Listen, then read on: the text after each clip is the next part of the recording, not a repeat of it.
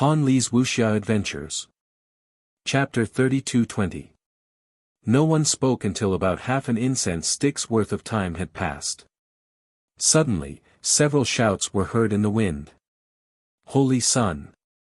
Lord Holy Sun! 2 priests and 3 temple guards put away their flying spirit beasts with a look of pleasant surprise and hurriedly ran over while gasping for breath.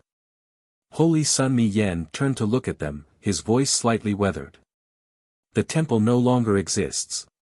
You can also leave on your own. He knew the background of these people very well. It was impossible for them to be related to a cult like the Heavenly Fate sect. The priests and guards looked at each other in dismay and hurriedly knelt down in front of Holy Sun Mi Yen. Wherever Holy Sun is, the temple will always exist. We are willing to follow Holy Sun. Holy Sun Mi Yen looked at them for a long time before saying, "You have followed them all the way, so you should also know. The temple master of the temple betrayed our faith, betrayed the gods, and turned to a cult called the Heavenly Fate sect. That's good too." Holy Sun Mi Yen slightly raised his head and looked at the scorching sun in the sky. He faintly smiled. If we don't perish in the ashes, we will be reborn in the ashes. As long as you are here and I am supporting the temple, it will rise in the end. Yes. The priests and guards nodded one after another, joy of being reborn after a calamity in their eyes. The cry of flying spirit beasts came from the sky again.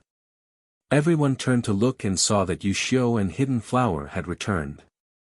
Upon seeing the 2 people's unsightly expressions, Mo Lien understood what had happened. He creased his brows and asked, "They ran away?" Wuxia nodded. "I don't know if they were covered by the mountain." This subordinate and Hidden Flower searched the back of the mountain and didn't find any signs of living people. Mo Lien's handsome face was calm, and he muttered to himself for a moment before faintly nodding. "Let's go back to the academy first." Just now, the temple master of the temple had thrown out a signal before he died. Presumably, the Heavenly Fate sect would send people to check it out soon. It wasn't that he was afraid of them, but after being tossed around for so long, everyone was in a bit of a mess. He really didn't want to argue with them anymore. Besides, Jojo's face was still a bit pale. It was better to go back and recuperate first. The academy had Yun Piaomiao, this great Buddha, keeping watch. Even if the enemy came to attack, let Yun Piaomiao block it. Who asked him to be the dean? Principal Yun, who was drinking tea and reading at the misty peak of the royal school, suddenly sneezed and looked around with a puzzled expression. Jojo. Mo Lien had just called out when he saw his wifey turning her head to face him with the back of her head. He cursed in his heart and hurried to her side. He reached out and pulled her into his arms. "Jojo, your husband swears that if we encounter any danger in the future, I won't let you run away alone. Duan Yu, Rotten Peach Blossom, and I will run with you. Let's run together and advance and retreat together, all right?" Holy Sun Mi Yen immediately came back to his senses and felt somewhat stifled by this display of affection. So it turned out that Prince Mo, Duan Yu, and the others had implicated her in the scolding from Sir Jojo just now. Sir Jojo was scolding him along with Prince Mo, Duan Yu, and the others. Why was he so unlucky? Sir Jojo expressionlessly glanced at that man. She should have flared up at the Red River Canyon, but after her body grew up, she inexplicably forgot about this matter. He let Sir Jojo run away first every time they encountered danger. Wasn't this proof of his capability?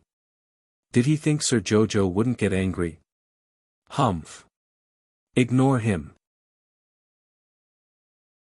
Chapter 32:21. Prince Mo hastily shook his wifey's body and repeatedly sent Duan Yu a look. Duan Yu obediently stood on the side without moving. He didn't want to go up and get rebuked. This scoundrel. Prince Mo glared at Duan Yu with all his might before switching to a beaming expression at his wife. "Jojo, Duan Yu knows his mistake." Duan Yu. How could he be wrong? Weren't all these rotten ideas Mo Lien, that imbecile, the one who came up with them? For example, you take Jojo away, rotten peach blossom, and I will cover the rear. Wasn't that what he was trying to convey with his eyes? Why was he pushing the blame onto him now? It's all rotten peach blossom's fault for coming up with such rotten ideas. It was all his ideas time and time again. Thankfully, Mo Lien didn't make him the scapegoat in front of him. But how innocent was the venerable peach blossom immortal just because he, little Tai Sui, and the others were still wandering around the temple to check out the terrain. He was used as a shield by Prince Mo. Duan Yu twitched his mouth and flashed to Arbor's side. He said with a grin, "Jojo, let's go back. I'm a bit hungry." He should be hungry after all this time.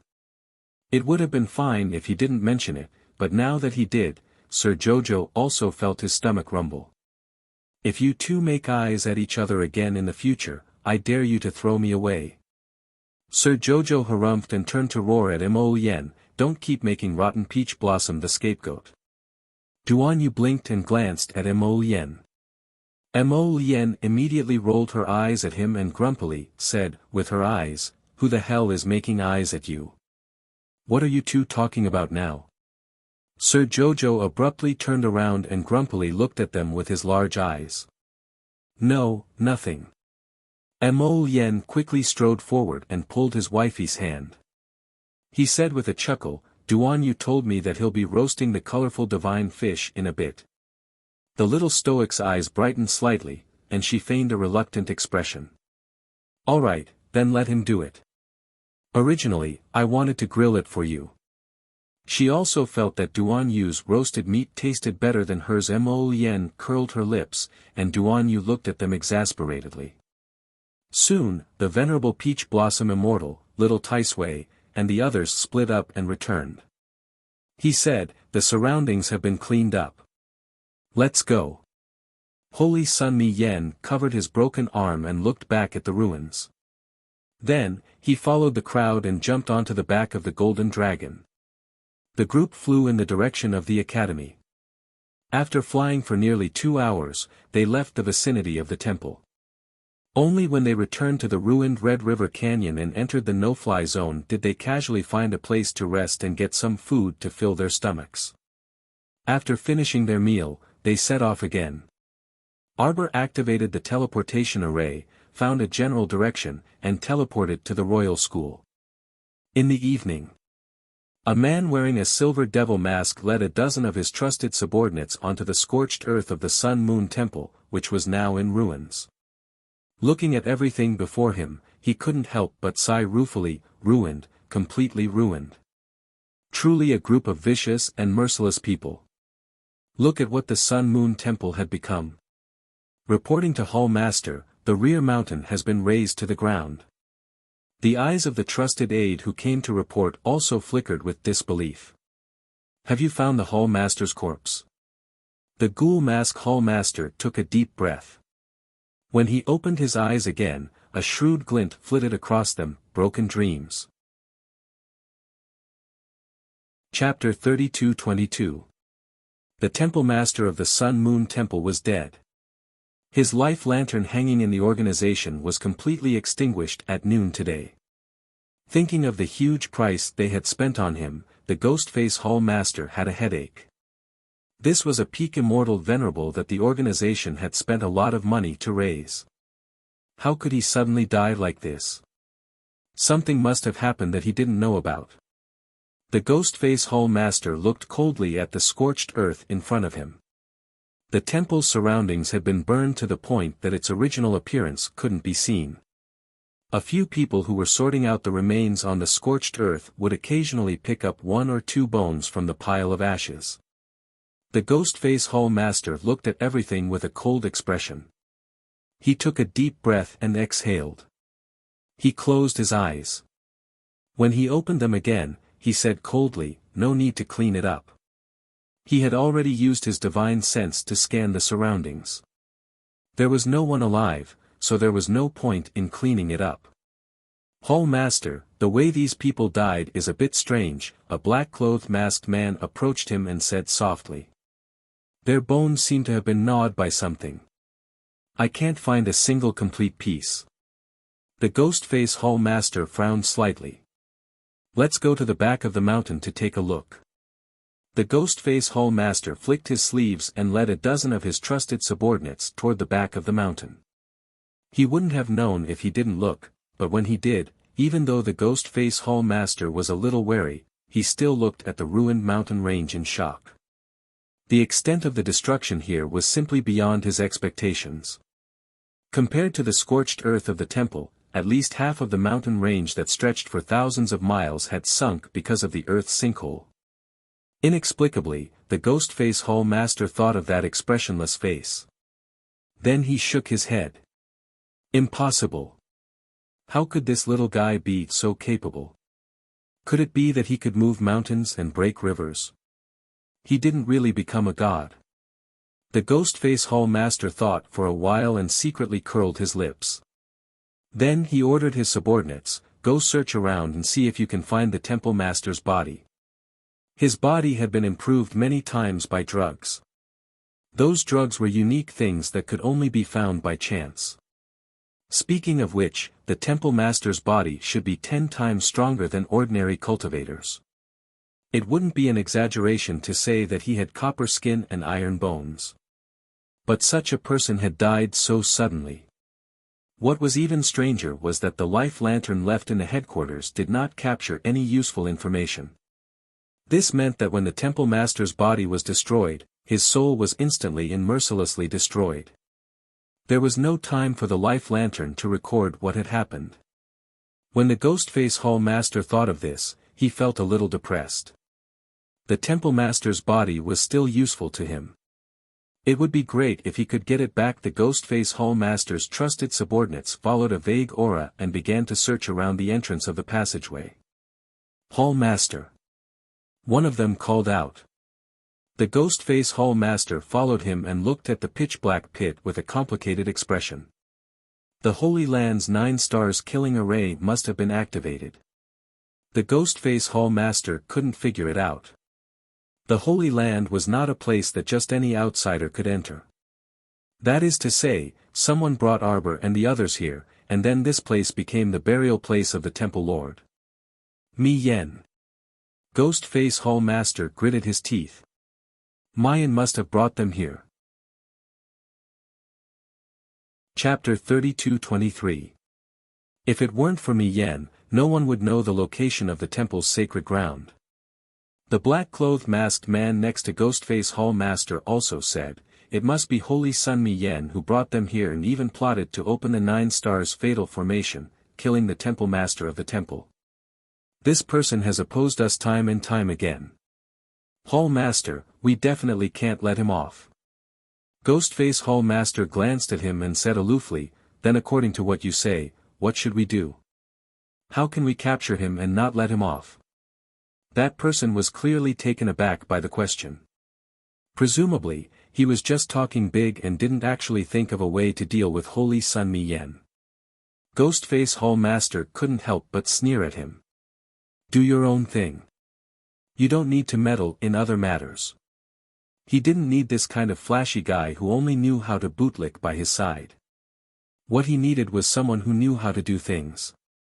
Soon, Ghost-Face Hall Master's dozen subordinates all returned to his side after checking the surroundings. "Hall Master, this mountain range has completely collapsed." A trusted aide who rushed over to report hastily said, "This subordinate has checked the surroundings and didn't find any trace of the Temple Master of the temple." Hearing this, the Ghost-Face Hall Master nodded in understanding. In truth, he already had this worst-case scenario in his mind. It was just that he hadn't given up previously. It was also relatively difficult for the 9 stars fatal formation to instantly kill the Temple Master of the temple.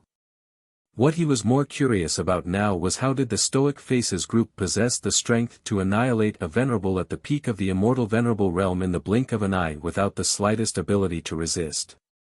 He suspected that this Stoic Face definitely had a secret. The little Stoic naturally had a gargantuan secret. When the little girl first came to the Divine Province, she once instantly traversed the void and wandered through the starry sky for a long time. At that time, the Dantian star domain had once taken in 3 spirit domains from the starry sky like bandits and formed 3 nameless stars. These 3 nameless stars had never been reclaimed from the beginning to the end. As always, there was nothing on them. That was why the little Stoic didn't hesitate to toss out one of them in the nick of time at the entrance of the Temple of the Gods' Holy Land's passageway and had the little water child use it to kill the peak immortal venerable realm temple master of the gods. Everything was just worldly possessions. Losing a nameless star could kill an extremely dangerous peak immortal venerable realm cultivator and even completely kill him. Even his soul force fragments would disappear from this world. To the little Stoic, this was an extremely profitable transaction. On the other side, Chen Baojia had long frantically escaped from the tunnel entrance while the little Stoic's group was fighting the temple master of the temple. Later, when the mountain collapsed, she was buried by a few pieces of thick earth and rocks. Because she was buried deep, she was able to avoid the search of the hidden flower constellation. She didn't know that she had unintentionally escaped a calamity by burying herself in this mountain rock.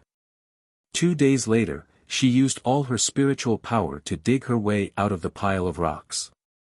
The moment she saw the sun, she actually had the feeling of crying tears of joy. It was too difficult.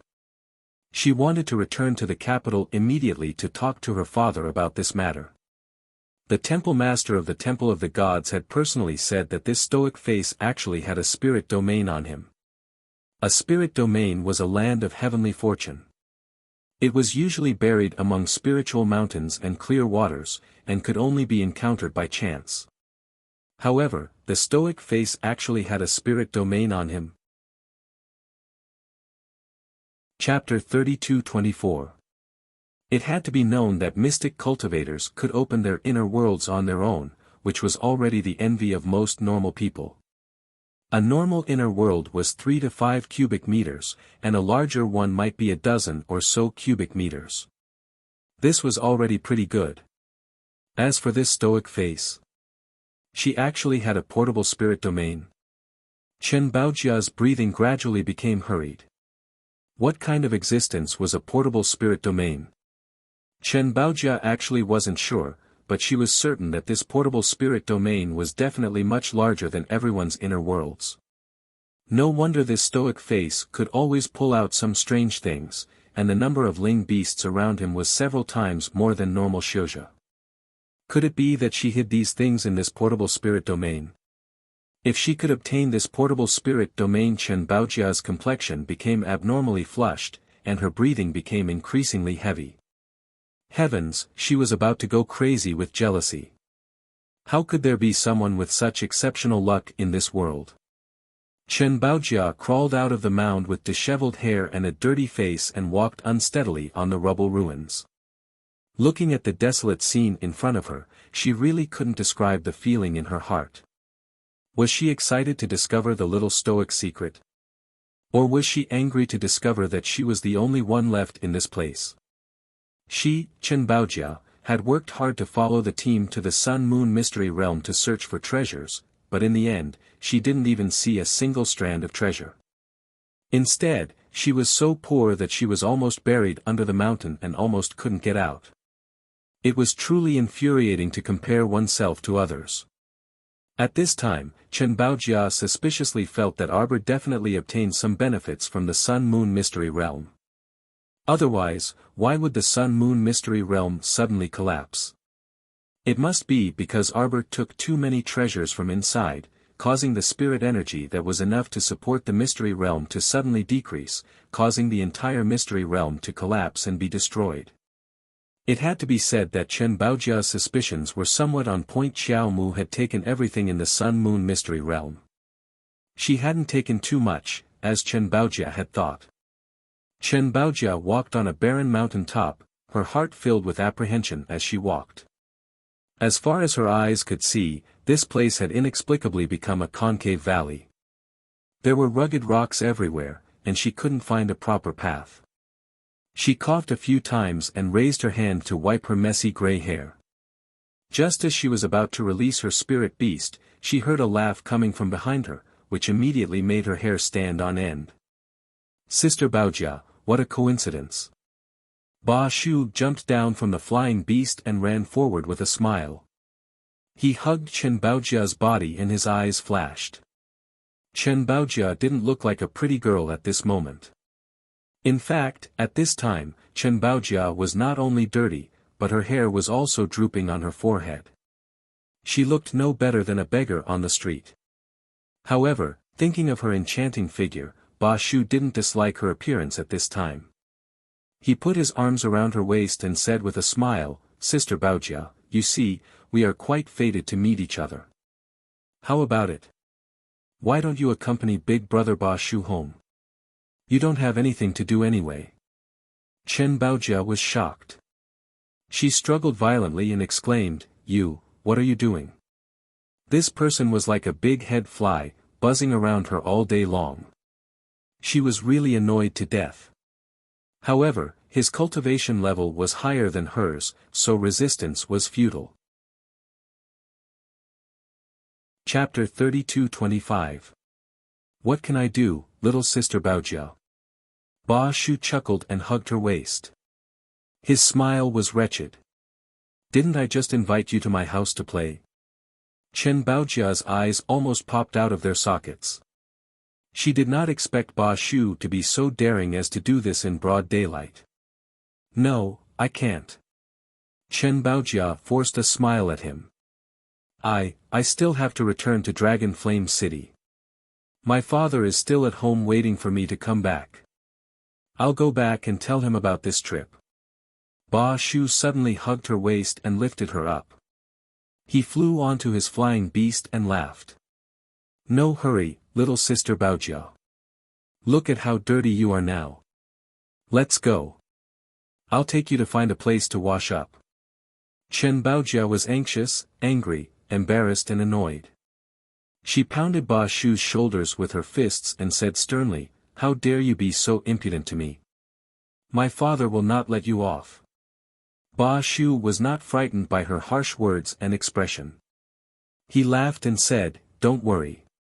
When we become a family, there won't be so many disputes." Ha ha ha. Chen Baojia was so angry that she almost fainted. She screamed, "Who's your family?" He was really a barbarian. Chen Baojia was extremely anxious. She watched as she was brought onto that person's flying beast and they flew off in an unknown direction. At first, Chen Baojia thought that Ba Shu was joking with her. After flying for a long time, her heart sank bit by bit. Looking at Ba Shu's appearance, was he really going to kidnap her? What should she do? She had to calm down. Calm down. Chen Baojia kept repeating in her heart, but her mind could only stay clear for a moment. When Ba Shu brought her away from the back mountain of the temple, he forced a sleeping pill on her to prevent her from trying to escape. These days, Xiao Mu's time in the academy could be considered comfortable. No one was looking for trouble, so Sir Jojo was more at ease. When he had nothing to do, he went into seclusion to cultivate. He summoned the Thunder Sword from his conscious and trained with it for a period of time. After a few days, when things had settled down, everyone realized that Tianyun did not take the opportunity to attack the royal school. It was probably because Yun Piaomiao was in charge of the academy. Arbor and the others waited for another 2 days and found that nothing had happened. They went to the dean at the same time to ask for leave, planning to return to Dragon Flame City the next day. Mu Mansion, eldest miss is back. Eldest miss is back. The servants' cheerful voices drifted into Mu Qingya's gilded garden. Mu Qingya was stunned when she heard this. She quickly put down the cup in her hand and walked to the door with a smile. Xian, why are you back so early? Mu Rochuan stepped through the door with a cold face and clenched her fists. Mu Qingya looked behind her. Xian, where's your older brother? Don't mention him. Mu Rochuan roared furiously, scaring the maids to lower their heads. Mu Qingya's expression changed slightly, and she turned to look at Nanny Chiu. Chiu Mama hurriedly understood and waved her hand, allowing the servants in the room to withdraw one by one.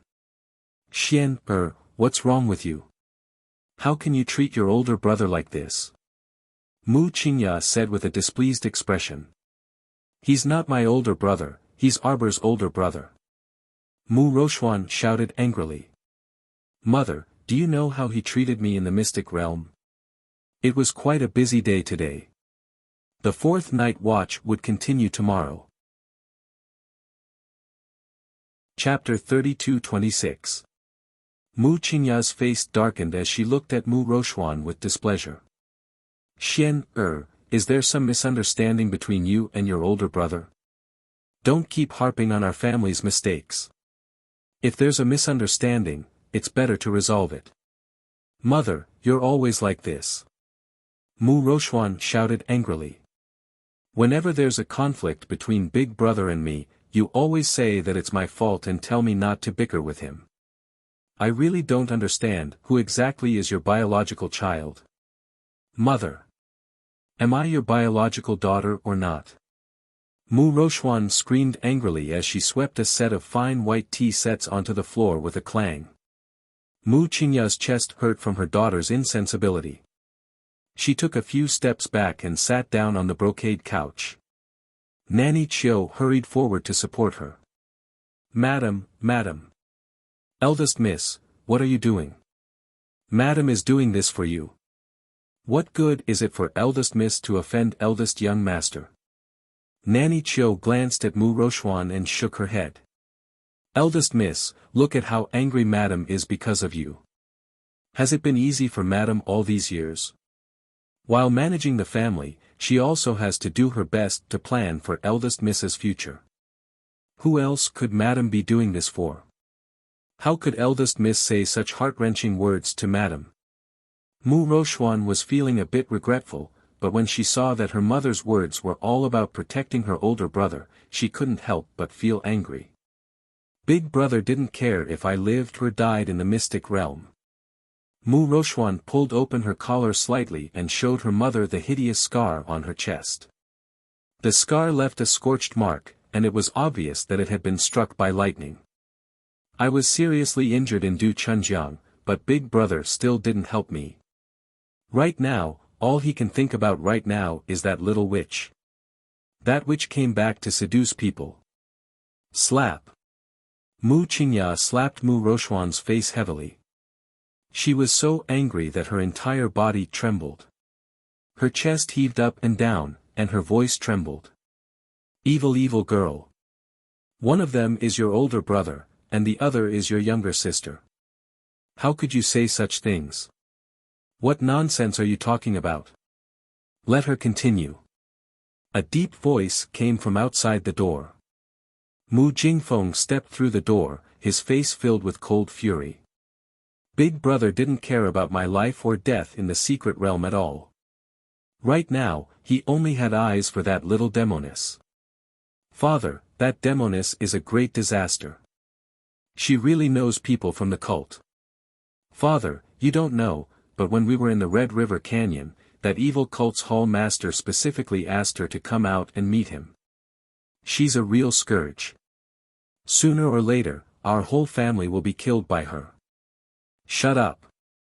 Mu Qingya was so angry that she was half lying on the couch. She reached out to touch her chest and pointed at Mu Rochuan as she cried out in a trembling voice, how did I give birth to a daughter like you who can't tell right from wrong? Master, don't listen to her nonsense. What cult member? Mu Jingfeng suspiciously glanced at Mu Rochuan. Speak clearly. Father, do you still remember Xiao Xing who turned into a zombie in our backyard? Back then, there was such a huge uproar because of her matter. Concubine Shi was even punished and her legs were crippled. But did you know? This time, we encountered that evil cult on our way to the Sun-Moon mystic realm. Chapter 32-27. They're the evil cult that creates monsters. And the little witch actually knows them. Xian, don't spout nonsense in front of your father and slander your sister's reputation. Mu Qingya was truly anxious. She signaled Nanny Chiu to bring people over to shut Mu Rochuan's mouth. Let her continue. Mu Jingfeng roared and stopped Mu Qingya's actions. There's nothing that can't be said. Since she can do it, why would she be afraid of others talking about it? Husband. Mu Qingya hurriedly propped herself up from the couch and panted. How could Jojo be such a person? How could she be involved with that evil cult? The holy nun is absolutely right. She's the source of disaster. She definitely has connections with those people from the evil cult. Mu Rochuan sternly interrupted her mother. Otherwise, why didn't the evil cult's Ghostface Hall master talk to her in the Red River Canyon? I don't believe that they don't know each other at all. Shut up. Mu Qingya was so angry that her face flushed red. She raised her hand and pretended to slap Mu Rochuan. What nonsense are you spouting in front of your father? How did I raise such a daughter who can't distinguish right from wrong? Think about it. With Jojo's identity, does she need to be related to that evil cult? Mu Qingya's expression was furious. Can you use your brain and think properly? How did she raise such a stupid daughter? She wasn't like her at all. Mu Qingya's heart felt tired as she looked at her daughter in disappointment. She knows that the organization is called Heavenly Fate. Mu Rochuan straightened her neck and said loudly. What's so strange about that? Mu Qingya propped herself up and reprimanded angrily.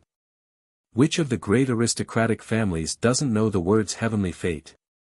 Even someone like me who doesn't cultivate has heard people talk about this evil cult that wants to cause chaos in the world. As the crown princess with a high status, how could she not know this? Mu Jingfeng's eyes flickered, but he still asked with a cold face, Xian, other than knowing the hall master of Tianyun, did she do anything out of line? That's right, did you gain anything from your trip to the Sun-Moon Mystery Realm? Mu Jingfeng's eyes flashed again. He was looking forward to the Sun-Moon Mystery Realm. It was said that in that secret realm, one could casually grab a handful of spirit tools and medicinal pills, and they could be found all over the floor. Who knew if that was true? If Rou Xian had brought something back, he could have her consecrate a portion of it to show filial piety to her father. Mu Rochuan's expression became very ugly and strange. I didn't get anything. Nothing. Even the secret realm has collapsed. How is that possible? Mu Jingfeng's expression instantly darkened. He looked at his daughter with a scrutinizing gaze, thinking that his daughter was being stingy and unwilling to take out the treasure she had obtained. She must have wanted to keep it for herself, so she came up with such a big lie. Mu Jingfeng looked at her coldly. He used to think that this daughter was a good person. Compared to that troublesome and rebellious girl in Arbor, she was many times better. But now, it seemed that she wasn't all that great. Mu Qingya's heart thumped.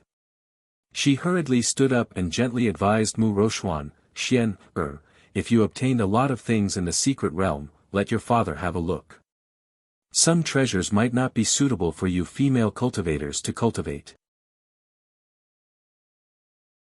Chapter 32-28. A trace of mockery flashed through Mu Rochuan's eyes. Only now did she realize that this mother of hers was truly virtuous. It was fine if she obeyed her father's every word, but even her daughter had to be subservient. She had never heard of a father who wanted something from his daughter. He really was a good father. If she had really narrowly escaped death and obtained a treasure from the mystic realm, shouldn't she still contribute it to her father? Ha! How laughable! This was her father. There are no treasures. There are no elixirs. Nothing at all. Mu Rochuan coldly said. Before Mu Jingfeng could get angry, she indifferently said, whether you believe it or not, the mystic realm collapsed. I escaped from the mystic realm on the brink of death, Mu Rochuan coldly said. Mu Rochuan coldly said, after running for a long time in the back mountain of the Sun-Moon Divine Hall, I finally managed to escape capture. Mu Jingfeng inexplicably stared at this daughter in front of him, as if trying to discern a trace of truth from her eyes. He didn't believe her. Her father didn't believe his own daughter. He still felt that she was hiding something and didn't tell the truth. Mu Rochuan didn't know if she felt more bitter or more indignant. Before returning from Arbor, she had always felt that she was living a good life. She had an upright father, a loving mother, and a handsome big brother who only treated her well. But now, everything seemed to have changed. Her father became more and more repulsive. He was so short-sighted that he actually stared at such a small item in his daughter's pocket. And her mother? She didn't distinguish right from wrong and only wanted to maintain the peace and tranquility of this family on the surface. She just had to force her to marry someone she didn't like and coexist peacefully with someone she didn't like. She deceived herself to the point of ridicule. Big brother? Speaking of big brother was even more heartbreaking. It seemed that he only had that demoness in his heart. Was this still the happy and harmonious family from before? It had completely changed. Mu Rochuan was both sad and angry. She flung her sleeves and strode outside. Every word I said is the truth. The mystic realm collapsed and we didn't get anything. If someone really obtained something, then it must be your other good daughter, Arbor. Mu Rochuan's lips curled up in ridicule. If you want it, ask her. Stop. Mu Jingfeng was also enraged. He glared at Mu Rochuan's back and scolded, "Is this how you speak to your father? Come back and make things clear. What do you mean by Arbor got something? Her cultivation isn't even as high as yours. How come she got it and you didn't?" Mu Roxian abruptly turned her head and laughed maniacally at her parents. Her cultivation is inferior to mine. Not as good as me. Ha ha ha ha. You've all been deceived by her. She was a damn liar, a stinky witch. She can even draw a teleportation talisman array. Do you think her cultivation level is lower than mine? Ha ha ha ha ha. After saying that, she saw a trace of fanatical joy in Mu Jingfeng's eyes. Mu Rochuan's heart felt increasingly bitter and uneasy as she silently spurned herself. Who asked you to be so talkative? Who asked you to tell others? Now, everyone in the Mu family, including her parents, would definitely pay more attention to Arbor. Her palms tightly clenched into fists as she repeatedly told herself in her heart, perhaps she died. Perhaps she already died in that mystic realm. After all, an earthquake had occurred in the entire back mountain of the Sun-Moon Temple. Perhaps she was already buried in the back mountain, crushed to death by the rocks in the abyss. She better not come back. Chapter 32-29. Xian, Er. Mu Jingfeng seemed to have realized that his previous attitude was not very good, so he hurriedly smiled placatingly and deliberately put on the appearance of a loving father. Since you say so, father will naturally believe you. He gazed lovingly at Mu Rochuan, but the latter inexplicably felt very uncomfortable when she saw his sudden change in expression after what had just happened. Mu Jingfeng continued to look at his daughter with a smile and said, "Oh, right, your grandfather's birthday is coming up soon. Properly prepare a gift and don't embarrass our eldest branch." Every year, the Mu family's old master's birthday was the highlight. In order to please the old master, each branch would use all sorts of methods and come up with all sorts of clever schemes. Mu Jingfeng still felt a little indignant that the second branch's birthday gift was overshadowed by the pine bamboo mechanism diagram last year. And you, find out what gifts each branch is preparing as soon as possible. Don't mess things up again. Mu Qingya nodded repeatedly and softly said, "Okay." Actually, she had already sent people to find out these few days and planned to tell Mu Jingfeng about it in 2 days. "Father, mother, if there's nothing else, this daughter will take her leave first." Mu Rochuan bowed and left without looking back. "Look at how well you've taught your daughter." Mu Jingfeng could not help but feel angry when he saw her attitude.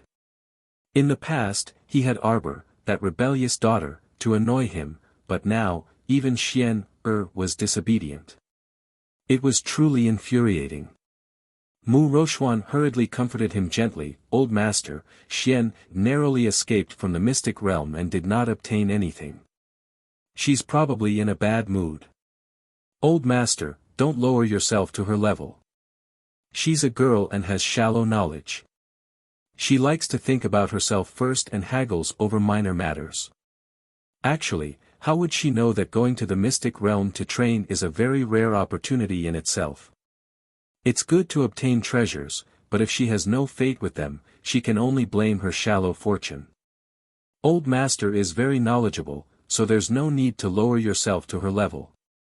After she hits a wall everywhere, she'll naturally know how good the Mu family is. Only then will she understand that she can only be better if the family is better. Mu Jingfeng was very pleased with her words, and his complexion gradually improved. Mu Qingya invited him to sit down and personally serve him tea and pastries. She said softly, "Master.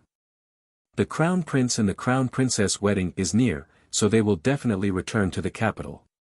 Mu Qingya sat beside Mu Jingfeng and asked gently, "Husband, should we send someone to invite them home for a short stay? Seeing that old master's birthday is coming soon, old madam must be looking for a chance to meet her granddaughter." Mu Jingfeng frowned, but when he recalled what Mu Rochuan had said earlier, a glint flashed across his eyes. Arbor could draw teleportation rune arrays. He didn't know if this was true or not, so he had to test it out. He nodded and patted the back of Mu Qingya's hand in satisfaction. "Thank you for your hard work. Go do it." If the Crown Princess and the Crown Prince came back to live with the first branch at this time, the first branch would have the support of the two of them at the old master's birthday banquet. They would definitely have the upper hand over the others. Thinking of those troublesome brothers of his, Mu Jingfeng felt vexed. Crown Princess, Ni Chang Market's Bu'ernyang has arrived. Kai Chi ran in with a grin from the Eastern Palace's small reception pavilion and bowed. The little Crown Princess unhappily waved her small hand. Not going to try, not going to try. It hadn't even been half a day since she came back, but just trying on clothes was annoying her to death. Chapter 32:30. Aya, this servant's young Crown Prince Consort, this old servant just had this gown redone at noon. How can you not try it on? Following this cheerful voice was a gust of fragrant wind that assaulted their nostrils. Achoo, achoo. The little Crown Princess sneezed twice with a blank face, then covered her nose with an unfriendly expression as she looked at Sun Yang, the middle-aged woman with a graceful figure. The woman was wearing a bright red dress with butterfly sleeves and a narrow waist, painted in red and green, making her look very coquettish. As soon as she entered the door, she wanted to pull the little Crown Princess's clothes, but the little Crown Princess expressionlessly slapped her hand away. "Why did you change the powder again?" Bu'ernyang said with a little grievance, "Didn't you say that the fragrance in the morning was bad?" Achoo! The little Crown Princess covered her nose and took a few steps back, "But your smell is even worse." "So fragrant, where is the smell?" Bu'ernyang raised her arm and sniffed her own body, then showed an intoxicated expression, "It smells so good." Jojo looked at her expressionlessly and took a few steps back. Bu'ernyang immediately said with dissatisfaction, "Little Crown Princess, I bought this powder from the fragrance shop. That's 1 or 2,000 gold. The little Crown Princess raised her eyebrows and looked at her noncommittally. "It doesn't smell good, can't you smell that pungent smell?" Bu'ernyang shook her head with a confused expression. "Can't smell it." At this time, Aunt Jing bowed and said, "Crown Princess, the Mu family's first madam sent a letter outside the palace, asking to see you." The little Crown Princess was slightly surprised, then looked at Bu'ernyang who was sniffing her sleeve. "This woman is really wretched, I don't have time now, let her go back." Arbor said lightly. "She came back less than half a day, and the Mu family sent someone here, the news is really fast." Bu'ernyang. "Hey, little Crown Princess, what orders do you have?" Bu'ernyang heard her call out, and quickly came up with a smile. Achoo! The little crown princess pushed her face away and said with a serious face, "Go and wash the smell off your body, I will give you a new fragrance." She heard that the little crown princess was good at business, but she didn't expect her to do business with Buernyang. Buernyang was curious, but obediently went to wash the fragrance off her body. After the time it took for a stick of incense to burn, the young crown prince consort felt that this fellow was much more pleasing to the eye. Not only was the color on her face, the smell on her body also became clean and refreshing. The young crown prince consort took out a small box from her inner world and handed it to her. "Try it." Opening the box, there was a silk handkerchief inside. The silk handkerchief was a very good quality silk handkerchief, but the corner of the silk handkerchief was embroidered with a crooked black lotus, which looked particularly ugly. She didn't know what kind of taste the little crown princess had, but few people would embroider such an ugly lotus on such a high-quality silk handkerchief. The little crown princess saw her standing there in a daze, so she reached out and took out the silk handkerchief from the box. With a shake of her little hand, she held the silk handkerchief in front of Buernyang. Buernyang immediately smelled a faint fragrance that assaulted her senses.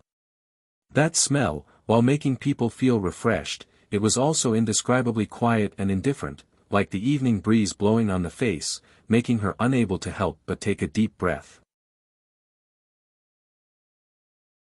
Chapter 32-31. The young crown princess expressionlessly put the silk handkerchief back and said dryly, "This smell can probably last for 3 days. What do you think?" Buernyang was intoxicated and carried the wooden box in the young crown princess's hands. "Thank you, crown princess, for bestowing this gift. This smell is really too good." The 2 maidservants from Nikhang market also nodded repeatedly to express their approval. The little stoic slapped Buernyang's hands away and put the silk handkerchief back into the small wooden box. She closed the box and put it back into her inner world. "This is the first handkerchief I personally embroidered." Arbor pursed his lips and said, "I didn't say I was giving it to you. How could Sir Jojo give such a meaningful handkerchief embroidered to someone else?" When she finished embroidering it, her husband even praised it for its beauty, saying that the lotus flower at the corner was embroidered according to his original design and was especially exquisite and brilliant, a work of art surpassing the heavens. Although Sir Jojo knew that her husband was lying through his teeth, her husband still praised Sir Jojo. Buernyang stared dumbfoundedly at the young crown princess in front of her. No, that wasn't it. The young crown princess was toying with her. She just let her brush this powdered handkerchief for a look and then took it back. "Our precious painting workshop has orders," the young crown princess continued expressionlessly. "Bring your own embroidered handkerchief. You only need to dye it with fragrance. It's 10,000 spirit coins for one. Dye it with fragrance and buy the embroidered handkerchief. It's 18,000 spirit coins for one, and it also comes with a beautifying pill with a 3-day effect." Buernyang was instantly even more dumbfounded. Was the young crown princess promoting her shop's products? Was that right? But I'm tailoring a dress for the crown princess. It's only 50 to 50,000 spirit coins. When the young crown princess heard this, she immediately revealed a disdainful expression. "You're really expensive."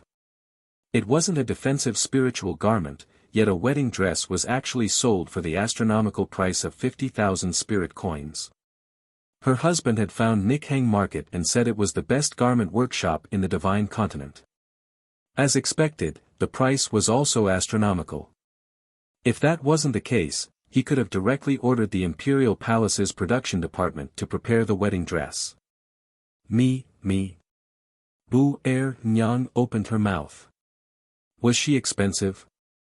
It wasn't easy for her to earn 50,000 spirit coins. She had to work overtime with all the embroiderers in the Nichang market. The little crown princess glanced at her silently. "Have you settled the 50,000 spirit coins?" Buernyang nodded her head. "Husband gave you money?" The young crown prince consort's voice suddenly rose a little. Eunuch Chen, who was standing at the side like a wooden block, heard this and subconsciously twitched his mouth. Bu Ernyang nodded, but then she thought of something and quickly shook her head. No, no. His Highness the Crown Prince gave me an IOU and told me to ask the great Emperor for money. This son of mine, the young Crown Prince Consort, blinked her eyes. She wanted to laugh out loud on the inside, but her expression remained impassive and expressionless. Her husband was really interesting. She wondered what kind of expression his father would have when he received the IOU. Suddenly, he felt a little sorry for his father. This son of mine, wherever he went, he would cheat his father. In the past, he was used to cheating the old great king of the Mo kingdom. Not long after returning to the divine continent, he began his daily routine of cheating the great emperor. Do you want to buy it? I want to buy it. Bu Ernyang nodded repeatedly. Is it the precious painting workshop? The little crown princess nodded. Our precious painting workshop sells all kinds of jewelry and accessories. We also sell spices and beauty products. It's okay. You can go shopping and improve your eyesight. Chapter 32. Throw away all those cheap fragrances and beauty creams that you have on you. Arbor curled his small mouth and said, It smells so bad, it must be hard for you to endure it all day long.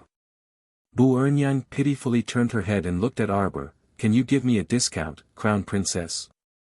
Your 18,000 spirit coins are too expensive. Sir Jojo rolled his eyes. Good stuff doesn't get a discount. Pfft, the two maids at the side couldn't help but burst out laughing. Bu Ernyang suddenly felt that these words were very familiar. Wasn't this what she often said? It's really the cycle of heaven and retribution, woo-woo at the same time. A group of people from the Mu estate were anxiously waiting outside the palace, standing by the side of the road and looking in the direction of the palace gate from time to time. After the vermilion lacquered small side door opened inwardly, a young eunuch with delicate features quickly walked out. Young eunuch, did the Eastern Palace reply? Mu Qingya hurriedly walked forward and asked. The young eunuch faintly nodded at her. Please go back, the one in the Eastern Palace is very busy today. Mu Qingya was startled and quickly pulled on the young eunuch's sleeve. Young eunuch, I don't know if you can help me pass on a message. Tell the Crown Princess that there's an important matter at home and I want to see the Crown Princess. As she spoke, she stuffed a bulging bag of things into the young eunuch's hand. The young eunuch used his hand to feel the weight of the bag of spirit coins, feeling a bit more satisfied, and the expression on his face also eased a lot. It's not that I don't want to pass on the message, but that one's temper, you should also be clear. He's a man of his word. The young eunuch secretly pointed in the direction of the Eastern Palace and whispered, seeing that it's not easy for you, I'll give you a reminder. Those two just came back this morning. The people from Ni Chang Market came back in the morning and in the afternoon, they should be busy with the wedding dress. Madam, it's best if you come back tomorrow at noon. At that time, His Highness will return to the palace for lunch. If that person is in a good mood, she might see you. Mu Qingya sighed and thought that the little eunuch was quite honest. She nodded and thanked him again before getting into the carriage to return home. Xiao Mama and Song Lu were accompanying her at the bottom of the carriage. At this time, seeing that Madam's face was a little tired, Song Lu couldn't help but say, Madam, the Crown Princess is not putting the Mu family in her eyes at all. Mu Qingya glanced at her indifferently. She's the Crown Princess, the wife of the Crown Prince of Shenzhou.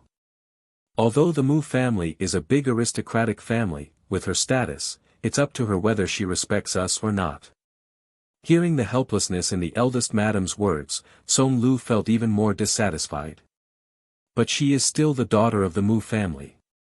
How can she be so ignorant of the ways of the world? Madam is the eldest madam of the Mu family's eldest branch after all. How can she ignore you like this? After all was said and done, it was because her madam's temper was too good. Otherwise, how could that little stoic be so arrogant? Xiao Mama glared at her. What nonsense are you spouting? Are you instigating Madam to fight with the Crown Princess? That's enough, let Madam have a good rest. From yesterday's eldest Mrs. sudden return to cause a ruckus to today's afternoon of waiting for the little Crown Princess to summon her, Madam had been as busy as a spinning top for the past 2 days. It was truly too hard and too tiring for her to rest. Mu Qingya was indeed too tired. Chapter 32-33. As a normal person, her body was naturally not as sturdy as a cultivator's. On the carriage ride back, she took a short nap and only felt a bit better when she arrived at the Mu estate's entrance. Not long after she returned to Gilded Garden, she heard that concubine Yuan had come over with her child and was wailing non-stop at the entrance. Mu Qingya really didn't have the patience to talk to her, so she sent Nanny Chiu out to inquire about the situation and sent Yuan Qiong away. The Mu family's eldest branch was in a state of chaos every day, but the little Crown Princess lived peacefully. When Prince Mo returned to the Eastern Palace in the evening's afterglow, he happened to see Bu Ernyang walking out with a long face after packing her clothes. "Greetings, Your Highness the Crown Prince." Bu Ernyang hurriedly squeezed out a smile and curtsied to Prince Mo. Mo Lien nodded and walked past her without consulting anyone. He then turned to look at Bu Ernyang walking out with a long face and asked Tui Feng, who was following behind him, in bewilderment, did she take the wrong medicine? Huifeng's mouth twitched. He had been by His Highness the Crown Prince's side the entire day, so he naturally didn't know what happened to Bu Ernyang. Mo Lien only found it a bit comical. Before going to the Sun-Moon Mystery Realm, when he had Bu Ernyang cut Jojo's clothes, she was still smiling like a Maitreya Buddha all day long and looked at him as if she was looking at a running golden pig. What was wrong with her today? She had a long face and looked as if she had lost her parents. It was completely different from her usual style. The Crown Prince strode into the inner hall and heard Sir Jojo call out crisply, "Hubby." Prince Mo's gloomy mood, which he had been suppressing in the old man's imperial study for the entire afternoon, instantly dissipated. He quickly walked over and pulled the little one into his arms. "Jojo, I feel like I haven't seen you in a year and a half. Half a day had been too long." Lady Qiao Qiao blinked her eyes and then reached out to pinch his chin. "Husband, we even had lunch together." Speaking of this, Great Emperor Lunch felt very stifled. This son of his had to go back to the Eastern Palace to have lunch. He even said that he was having lunch with his wife. Didn't he think about his father? Couldn't he set aside some time to have lunch with his father? "I don't care, I just feel like I haven't seen you for a year." Mo Lien rubbed her body and smiled. "What happened to Bu Ernyang? You look like you lost your father." Jin Xiu couldn't help but cover her mouth and laugh. "Your Highness, it's not that your father is gone, it's that your money is gone. Our Crown Princess gave Bu Ernyang several new beauty products. Bu Ernyang ordered a lot of them. Tomorrow, she will go to Zhenhua Fong to pay the bill." When the Crown Prince heard this, he was amused. His wife really knew how to stir up trouble. Look. While earning a wedding dress, she also sold a lot of good stuff to Bu Ernyang. "How much?" the Crown Prince asked excitedly. "A total of 88,000 spirit coins." Jin Xiu couldn't help but burst into laughter when she said this. When Bu Ernyang heard the total price, she looked like she had lost her father. So to say, this Bu Ernyang did this wedding dress business and spent more than 30,000 spirit coins. No wonder she looked so sullen. Crown Prince Mo guffawed and lifted his wifey into his arms. "Wifey, you're too awesome." Sir Jojo tilted her head and rubbed her head against his hair. She sweetly called out, "Hubby." Suddenly, His Majesty has arrived. Tomorrow, the fourth watch will continue. Chapter 32-34. The great emperor's sudden appearance caused the little eunuchs guarding the eastern palace to be thrown into chaos. Just as they were about to pass the message, Mo Luxing waved at them impatiently and strode in with his hands behind his back. However, the moment he walked in, he saw a heart-wrenching scene. Prince Mo was hugging his little wife. Lady Qiao Qiao was hanging on to his body. Public morals were degenerating day by day. It was an eyesore in broad daylight. When Mo Lushing strode in, the young couple turned to look at him, their gazes revealing a strange look. "Your father is here." Lord Xiqiao jumped down from his body and landed on the ground, glancing at the great emperor. Prince Mo felt that his father was a little annoying. Didn't he just leave the imperial study? Why did he follow him here again? Couldn't he just let him and his wife get along well? The great emperor saw that his son's face was dark, as if he didn't want to see him. He snorted with his hands behind his back. "What's with that expression? You don't want to see your father?" Prince Mo muttered softly. "What did you say?" Mo Lushing turned to glare at his son. Prince Mo stepped forward and bowed. "Your son said, you came at the right time. My wife and I were just about to eat. Since you're here, let's eat together." This troublemaker of a son, he finally said something reasonable. Mo Lushing nodded in satisfaction. "Pass the meal." Prince Mo and Sir Jojo looked at each other, then walked hand in hand to the side hall's dining hall. Today, His Majesty was eating in the Eastern Palace. The little eunuchs and palace maids below were especially busy. The dishes flowed in like water. When the three of them entered, the dishes had already been placed on the table. Mo Lushing looked at the little couple holding hands from start to finish and felt that it was a little painful to the eyes. He coughed and said, "How was your experience in the mystic realm? Did you encounter any danger?" Prince Mo shook his head. "It felt pretty good." Mo Lushing put down his chopsticks and secretly twitched the corner of his mouth, cough, "But why did we hear that your trip this time is full of danger?" Mo Lushing looked at his son and asked, "Did you encounter danger all the way from Du Chunjiang to Red River Canyon? Is there anything wrong? You can see that we're still in high spirits, and we're not missing any limbs. You can tell that we're fine." Prince Mo secretly rolled his eyes and then said, "But father, my wife has suffered a lot along the way. Do you want to open a storehouse or something to nourish her body?" Mo Lushing, how dare you say that? As a father, he was more tired than anyone else. Just because the crown prince was squandering, he had to follow behind and pay the bills. Which crown prince would be like him? Acting recklessly and in a complete mess. The more Mo Lushing thought about it, the more he was about to blow his beard and glare. The little stoic bluntly glared back at the emperor and said crisply, "You're not allowed to glare at Jojo's lotus." Mo Lushing, Mo Lien was overjoyed. He leaned closer to his wife and picked up a piece of fish for her. "Jojo, eat." Mo Lushing felt even more stifled. This son treated his wife 100 times better than his father. "We encountered Heavenly Fate's people at Red River Canyon."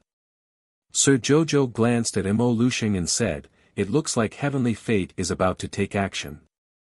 You have to make preparations as soon as possible." Prince Mo nodded repeatedly on the side, completely agreeing with his wife's words. Although we eliminated the temple's forces, Heavenly Fate, this underground organization, has probably developed for several hundred years. Chapter 32-35.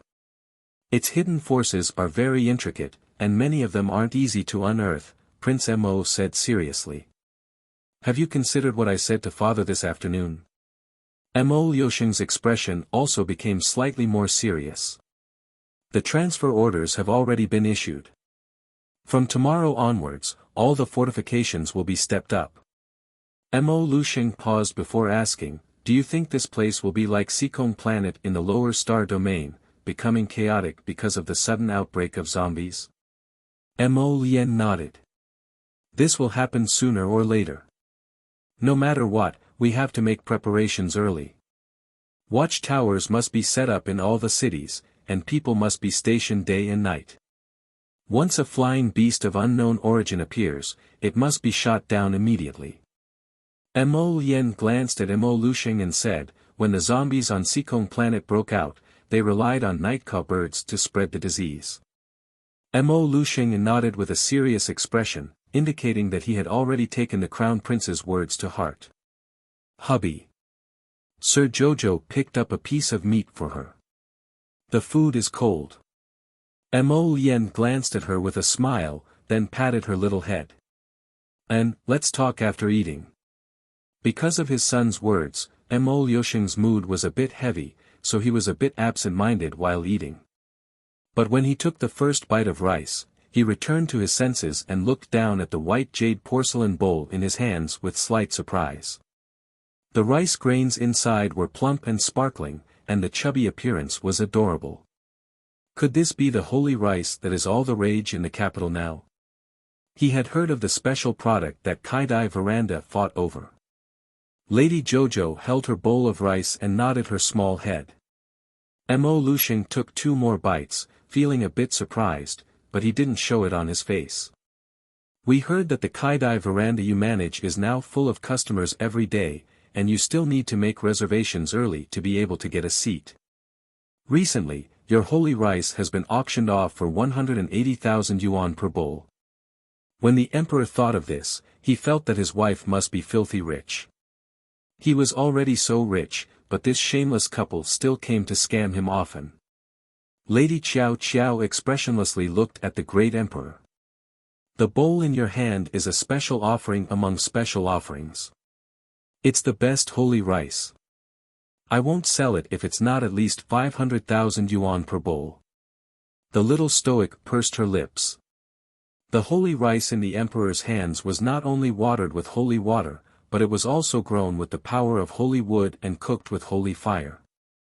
Regardless of whether it was the texture or the power contained within, it was incomparable to the one sold outside. The great emperor went from small bites to big bites.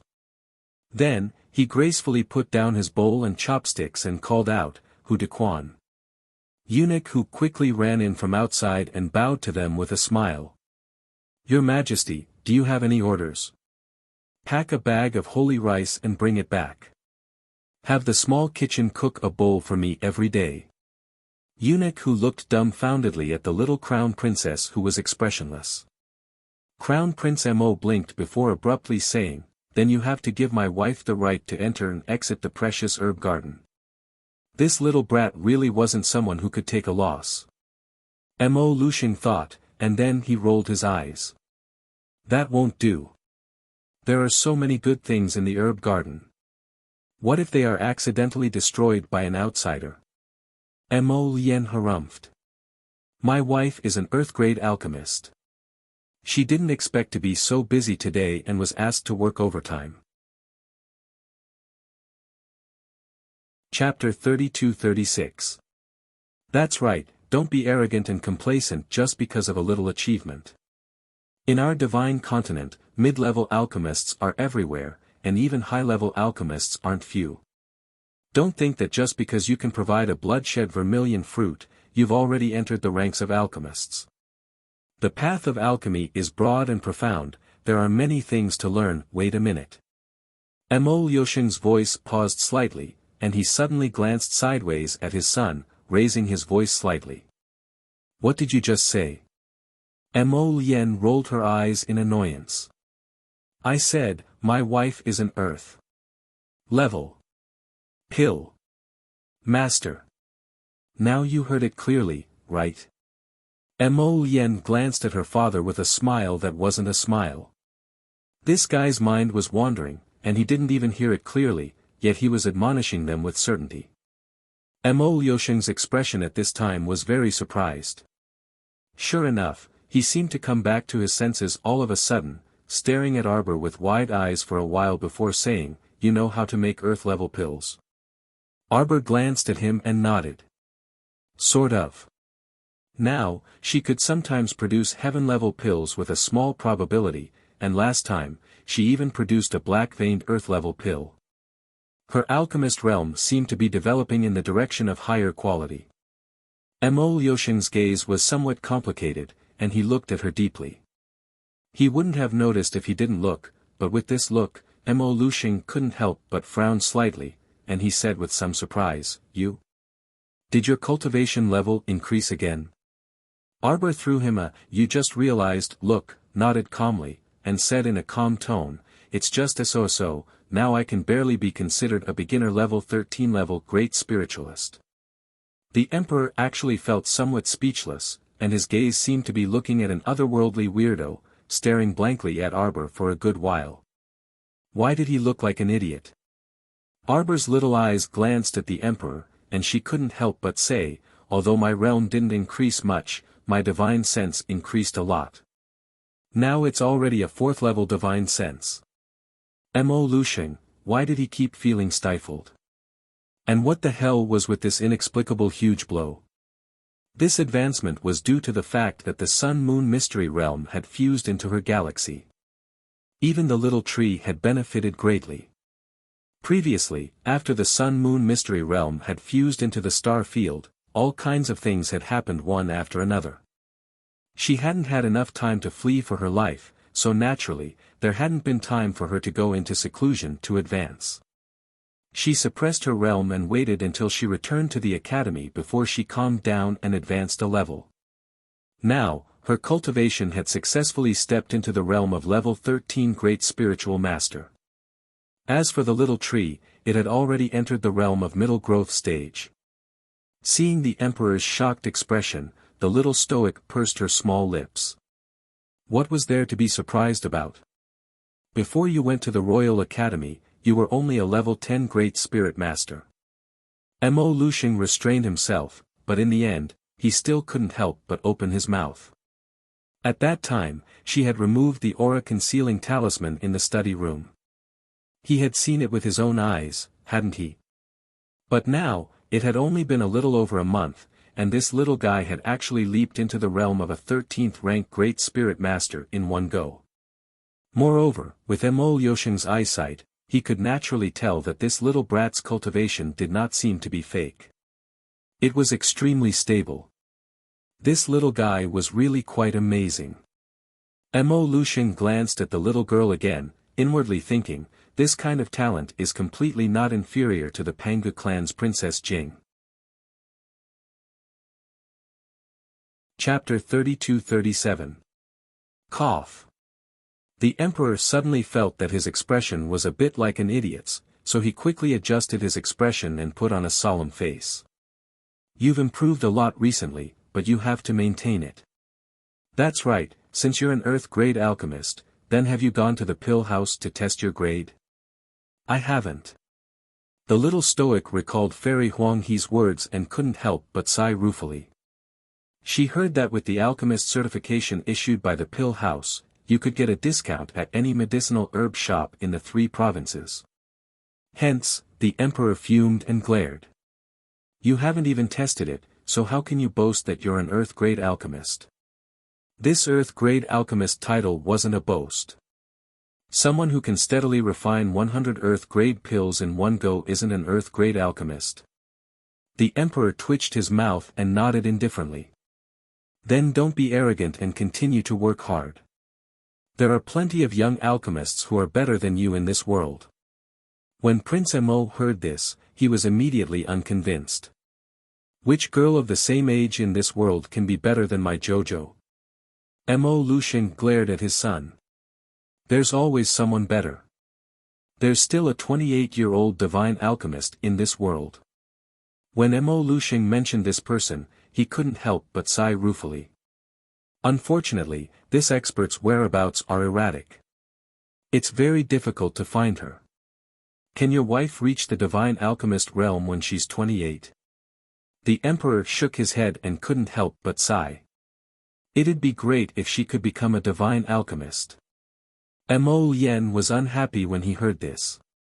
His little wife was clearly more outstanding than anyone else, so why did she seem so unsightly in his father's mouth? He simply didn't know what was good for him. Mo Yen was just about to rebuke his father when Arbor grabbed him. In truth, there were many things that didn't need to be argued with. When her strength reached that level, that would be the best way to slap their faces. In any case, it wasn't the Emperor's first time being slapped in the face, so he didn't mind the pain. Arbor pursed her lips, indicating for Prince Mo to pay attention to the Emperor's current expression. Her hopeful expression softened his chiseled, handsome face. "You're looking for that divine great alchemist." Mo Lien raised her eyebrows. A 28-year-old divine great alchemist was indeed quite outstanding, but Mo Lien believed that his little wife would definitely be able to reach the realm of a divine great alchemist in less than 10 years. "Have you heard of the soul-returning pill?" the Emperor suddenly asked, his gaze landing on the little stoic. The little crown princess glanced at him. "A saint-grade pill that reverses yin and yang. To make them, you need divine phoenix wood, Sanzhou snowfield flower, and underworld remote ghost grass. Also, add a saint-grade spirit fruit, the bloodshed vermilion fruit." Mo Lushing nodded his head excitedly. Speaking of the bloodshed vermilion fruit, she had casually taken one out and given it to him when he was testing the young crown princess. It would be a lie to say that he wasn't excited at that time, but the great emperor was used to pretending. Even if he was overwhelmed with emotions, no one would be able to tell. "Do you know how to make it?" Mo Liusheng's eyes were faintly suppressed with anticipation. "Only a saint-grade alchemist can make this pill," the little stoic said indifferently. "Although a divine-grade alchemist can also make it, the success rate is extremely low. It wasn't easy to gather the materials for rare treasures like divine phoenix wood, remote ghost grass, and snowfield divine flower. How could a person with a low success rate carelessly make a pill like this?" Chapter 32-38. Mo Lusheng's expression changed slightly, and after a long silence, he asked, "How low is the success rate of a god-grade pill refiner?" "About 10%. Arbor said indifferently. The moment she said that, Mo Lusheng's expression turned even uglier. He let out a long sigh, as if he had been hit so hard that he seemed to have lost his soul. Arbor glanced at him. "You can wait for that talented god-grade pill refiner to advance to a saint-grade pill refiner, and then give her the ingredients to refine. In this way, even if there is a possibility of failure, the success rate can be more than 60%. Mo Lusheng glanced at her, moved his lips, and finally sighed faintly. Mo Lien held her little hand. "In the past 1,000 years, there hasn't been a saint-grade pill refiner in the divine continent." "Wait. Wait until when? This god-grade pill refiner might not be able to advance to a saint-grade pill refiner in her lifetime." Arbor raised her delicate brows, and glanced at the emperor who had a hint of melancholy in his eyes. "Then wait for me," she suddenly said. "When I grow up, I'll help Lien's mother refine the soul-returning pill. 5 years is enough." Mo Lusheng looked at her as if he was looking at a weirdo for a long time, then silently got up, turned his head, and shouted at Hu Dequan, who was standing at the side like a statue, "What are you standing there for? Take the sacred rice and return to the palace." Prince Mo twitched his mouth, and hurriedly said, "The entry and exit token for the herb garden." A bolt of lightning flashed before his eyes, and Mo Lien reached out to grab that herb garden token, and stuffed it into his little wife's hands. Arbor glanced at the emperor's back as he left in a huff, blinked, and asked, "What's wrong with him?" "Just now, he left halfway." Lord Jojo tilted her head in thought, and asked her husband with a serious face, "Does your father not believe me?" She said that she could become a saint-grade pill refiner in 5 years, and it wasn't a joke. She was someone who had 12 times the flow of time, and saying 5 years was to take care of the emperor's mood, and purposely said long. She didn't expect that when she said 5 years, he didn't believe her. What an inexplicable person. Mo Lien looked at his wife's conflicted expression and almost laughed out loud. He nodded and said, "It's okay. We'll use the truth to slap him in the face in 2 years." Jojo thought about it and nodded. Then, he walked to his side and reached out to touch his face. "Don't be sad. I will cure your mother." Mo Lien's eyes flickered and seemed to overflow with tenderness. She reached out to hold the little fellow's waist and kissed her gently on the cheek. I know. When your old man is happy, bring me over to have a look, Lady Qiao Qiao said expressionlessly. All right. Don't worry, a small soul-returning pill won't be a problem for your master Jojo, the little fellow said with a serious look on his serious face. Mo Lien picked her up and said with a smile, I know. I know everything. There were many things that didn't need to be said. Everything was in tacit agreement. Jojo rubbed her little head against his face. Come back early tomorrow afternoon. I want to eat sweet osmanthus and lotus root, you can make it. Mo Lien smiled and nodded. Wife, if there's anything else you want to eat, just tell your husband. Your Highness, Your Highness. Hurried footsteps came from outside. Chapter 32-39. Eunuch Chen ran in with small steps and bowed while panting. Your Highness, something happened at Yongren Palace. Yongren Palace was the Empress Dowager's bedchamber, what could happen? Mo Lien subconsciously raised his brows. Eunuch Chen continued, His Majesty invites your Highness over. Mo Lien was a little unhappy. So many things happened as soon as he returned to the palace. Why did he look for him, the crown prince, when something happened at Yongren Palace? He wasn't familiar with the old lady, so he didn't know why his father called him over. However, Arbor tugged at his sleeve and said, You go, I'm going to bathe first. Mo Lien's eyes brightened slightly. Actually, he would rather stay at home and help Sir Jojo bathe. Prince Mo reluctantly went to Yongren Palace, while Arbor went to the hot spring to take a bath. In the corner of the Eastern Palace's back garden, there was a naturally formed hot spring. The water was clear all year round, and the air was dense with moisture. Arbor took a liking to this place not long after he returned. This treasured place became a place where Sir Jojo frequented. Because the little crown princess often needed to bathe here, the crown prince had people renovate the hot spring and build it into a bath. Recently, the servants cleaned the hot spring very diligently, afraid that they would neglect the little crown princess and incur His Highness's displeasure. Bored to death, Sir Jojo sprawled on the edge of the hot spring, holding a cup of spirit tea and sipping it absent-mindedly. Due to the integration of the Sun-Moon Mystery Realm, Chochio had also advanced. Recently, she was busy stabilizing her realm, so she didn't hear this fellow's chatter. After returning to the capital, she didn't have time to visit her business, so Arbor planned to take a look tomorrow afternoon. When she heard the emperor say that the holy rice was auctioned for a sky-high price of 180,000 taels, she couldn't help but feel a little curious. Could it be that the business model of valuing things based on their rarity really worked? After soaking for a while, Jojo climbed out of the water. He wiped himself clean and put on a soft shirt. Crown Princess. Kai Chi hurried over and bowed. His Majesty has sent another decree for you to make a trip to Yongren Palace. Xiao Mu creased her brows. This old lady was a little too much. She had nothing to do with her at all, so why did she have to drag her over?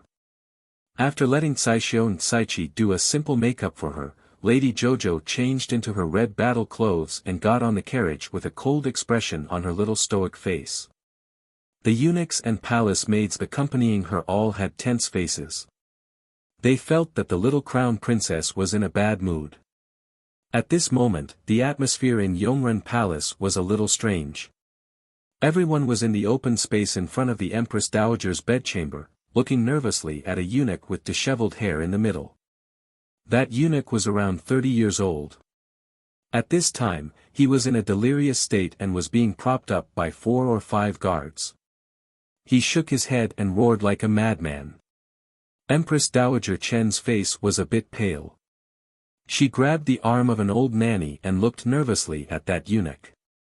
The emperor's expression was also very unsightly. He turned to look at the imperial physicians huddled at the side. Have you checked everyone in Yongren Palace?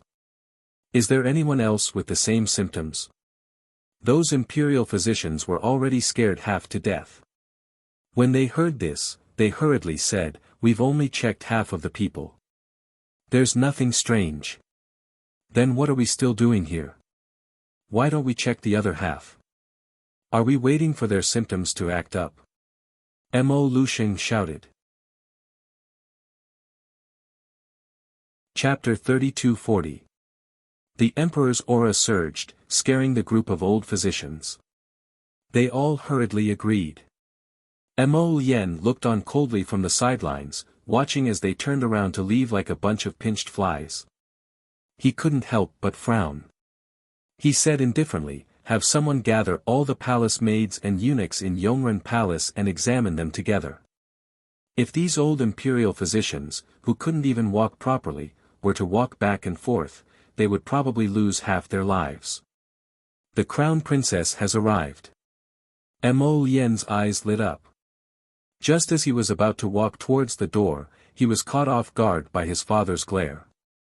Prince Mo turned a blind eye and left the group of people behind.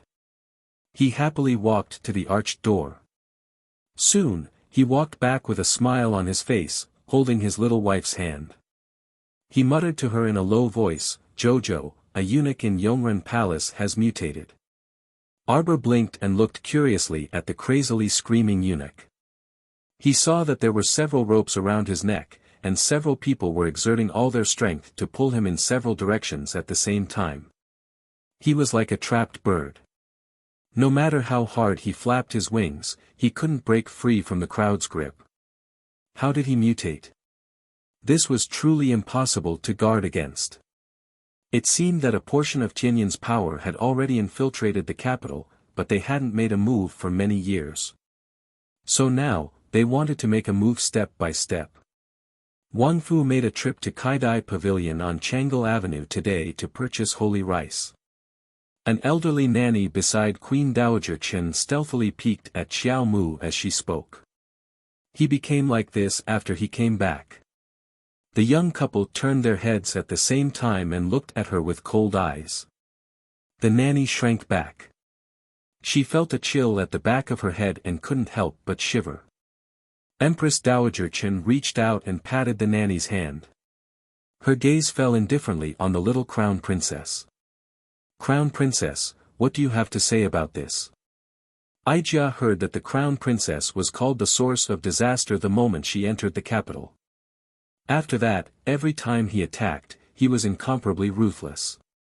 Now, after making a trip to the Kaidai Pavilion that you're managing, Empress Dowager Chen has become like this. What do you have to say for yourself? Ignoring the young couple's glare, Queen Dowager Chen asked Xiao Mu coldly. Mo Lushing frowned and said with a cold face, "Empress Dowager, the criticisms of the ignorant people on the streets are not credible. Could it be that just because they said that the little crown princess was the source of the disaster, she really was? Moreover, this rumor was made up by the saintess of the temple." Presently, they already knew that the deity hall was the fangs and claws of Tian Yun, and the reason why they would deal with the crown princess was clear as day. The crown princess has repeatedly opposed Tian Yun. They are like fire and water. She will never walk together with Tian Yun. Empress Dowager, don't worry too much.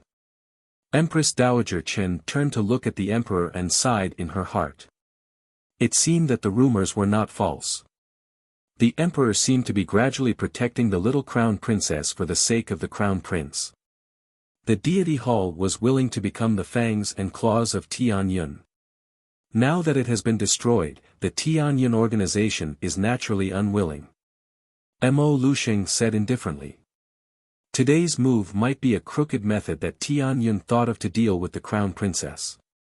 Your Majesty, then what about Aijia's Baojia? What about Baojia? Empress Dowager Chen revealed a pained expression. Chapter 3241. She looked at the little crown princess and said, "Tell me, did you harm my Baojia? She's only an 18-year-old girl. She's just a little willful because she's spoiled by her family. Why do you have to make things difficult for her and make it so that she can't even return to Dragon Flame City?" Xiao Mu looked her up and down before tugging at her husband's sleeve. What did she ask me to come here for? Was it because of the corpse puppet or Chen Baojia? If it was the former, she could gather the stewards to ask about it when she returned to Kaidai Pavilion tomorrow. If it was the latter, sorry, she couldn't care less about Chen Baojia. What did Chen Baojia's life have to do with her? What a joke. They weren't on the same team. Could it be that Miss Chen died during her training and she had to blame it on Sir Jojo? Wouldn't that be the biggest joke in the world? Arbor hadn't interacted with Empress Dowager Chen before and didn't know her at all. However, seeing Chen Baojia's usual behavior and thinking of the Chen family's style, she didn't like Empress Dowager Chen. Not to mention that Empress Dowager Chen was like an old fool who couldn't distinguish right from wrong. Arbor couldn't help but frown. Mo Lien lowered her head and held her little hand, comforting her softly. Then, she looked up at Empress Dowager Chen and said, although Chen Baojia went to the Sun-Moon Mystic Realm with us. But to put it bluntly, we're not on the same team and don't know each other well, Prince Mo said coldly. I've already told father about the collapse of the Mystic Realm. As for what happened to Miss Chen after the collapse of the Mystic Realm, we don't know. At that time, Jojo and I were in danger and exhausted. We really didn't have the time to care about Miss Chen's life and death. Please forgive us, Empress Dowager. Empress Dowager Chen was a little annoyed by the tactful rebuff. Chen Baojia was the most talented girl in their family. She was already a level 9 spiritual master at such a young age and had a bright future. But now however, his whereabouts were unknown and there was no news of him. How could the Chen clan not be anxious? Your Majesty, how should we deal with Fu Wang? His personal eunuch, Hu Dequan, walked forward shakily and carefully glanced at the emperor. The great emperor glared. What else could he do? Naturally, he burned it with fire. Prince Mo said calmly, let's deal with it later. My wife won't take the blame for this. He said coldly, his gaze drifting to the Empress Dowager's face. Tomorrow, we'll go to the Kaidai brothel to investigate this matter.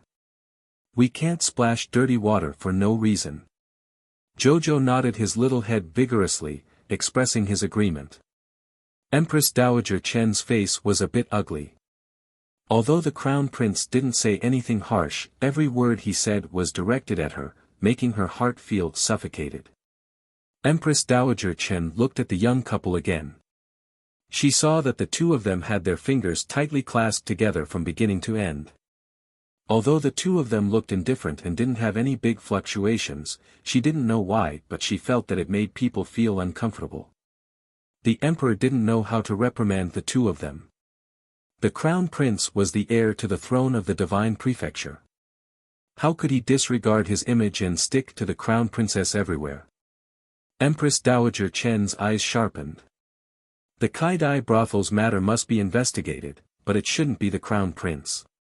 Empress Dowager Chen said coldly, Your Majesty, I think this matter should be handed over to the Supreme Court to investigate.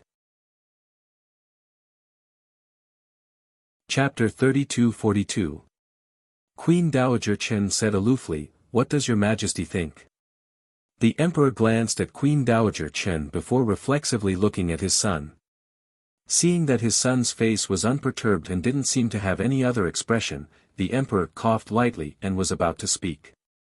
Then he heard the little stoic say coldly, It's not impossible to hand it over to the Supreme Court for investigation.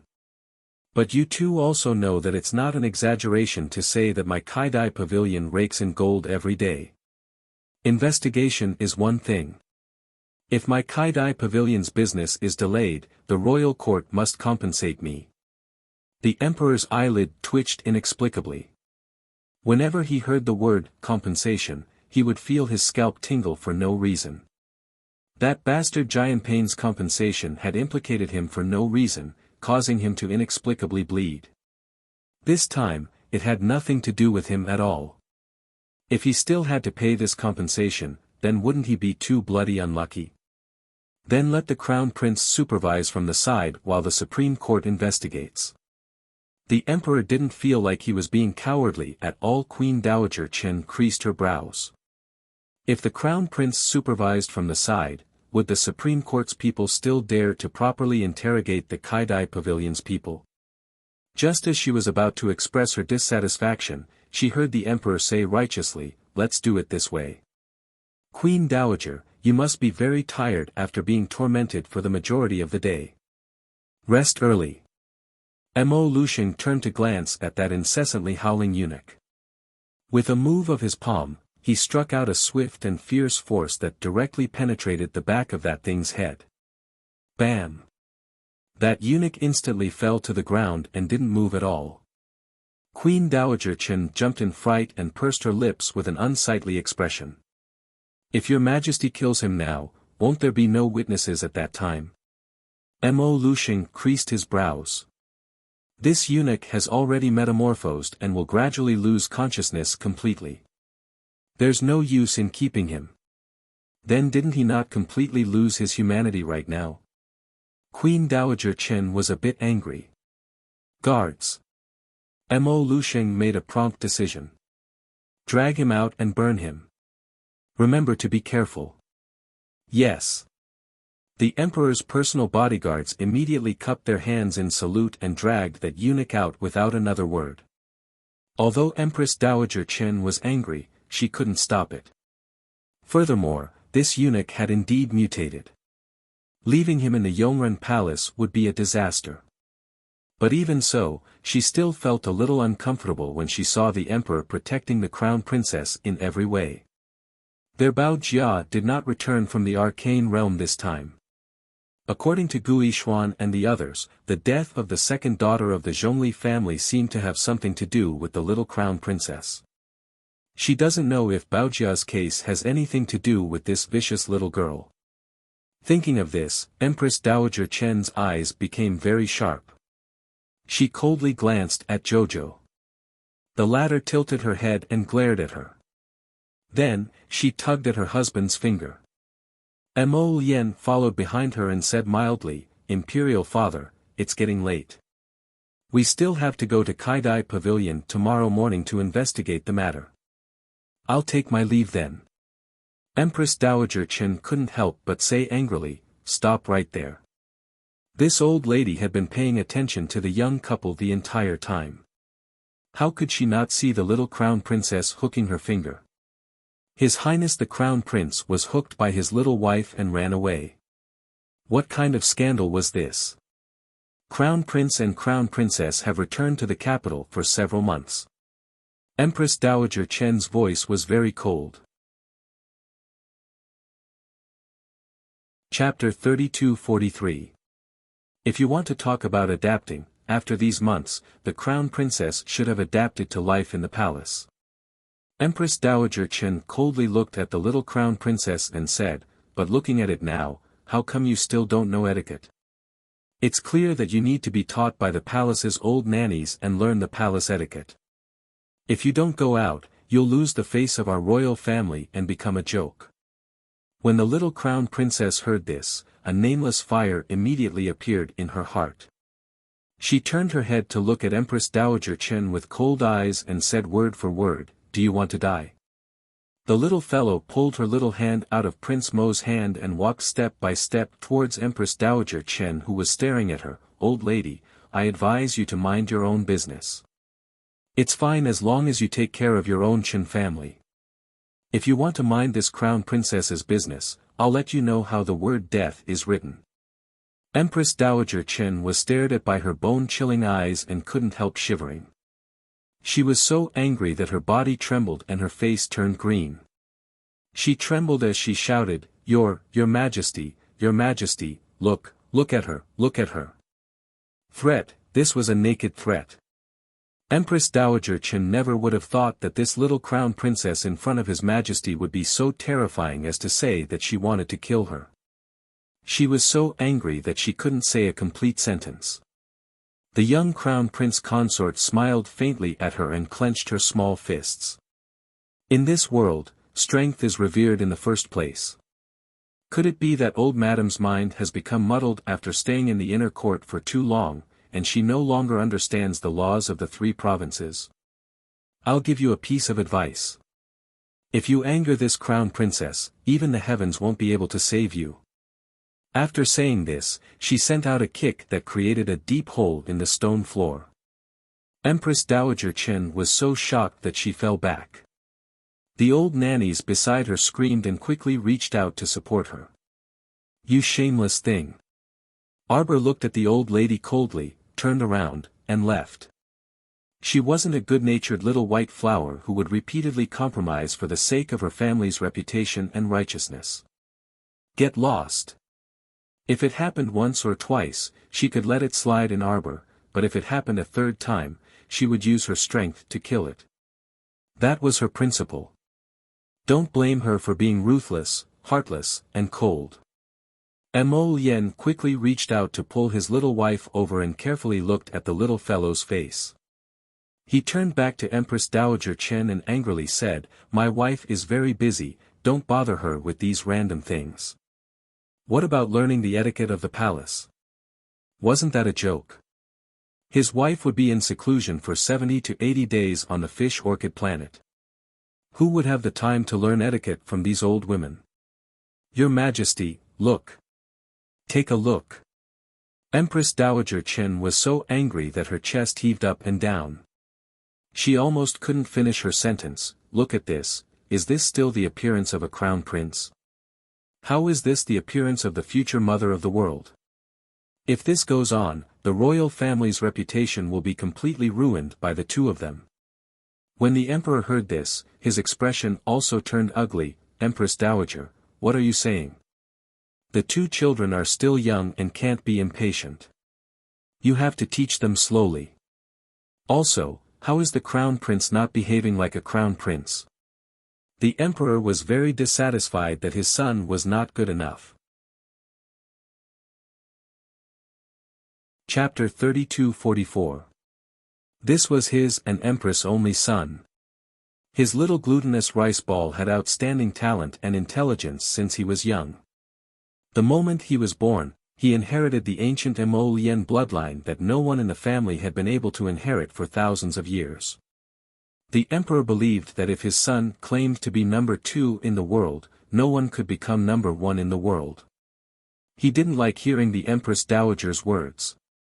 In view of the fact that the Empress Dowager had been in the palace for a long time and was his father's second empress, she had been a kind old woman all these years. Even though she had her own thoughts and considerations, she didn't play many small tricks. The emperor was more respectful to her for his father's sake. But hearing her talk about his son like this today, his mood immediately soured. If she said that his son didn't look like an heir, then it wouldn't do.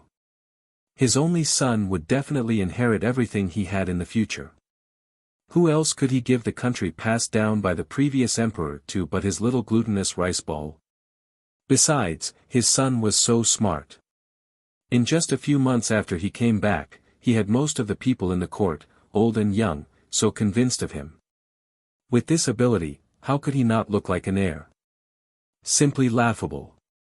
Seeing the emperor's face suddenly darken, the Empress Dowager naturally felt a bit stifled. That was why people said that dogs had to be raised and sons had to be born. Otherwise, they wouldn't be on the same page no matter what. Looking at the stepson she had watched grow up in front of her, but now he was glaring at her like this, Empress Dowager Chen felt a chill in her heart. Your Majesty. Empress Dowager, no need to say more. Mo Luxing gruffly retorted the Empress Dowager's words. The Crown Princess's cultivation has just risen and needs to stabilize. You shouldn't get involved.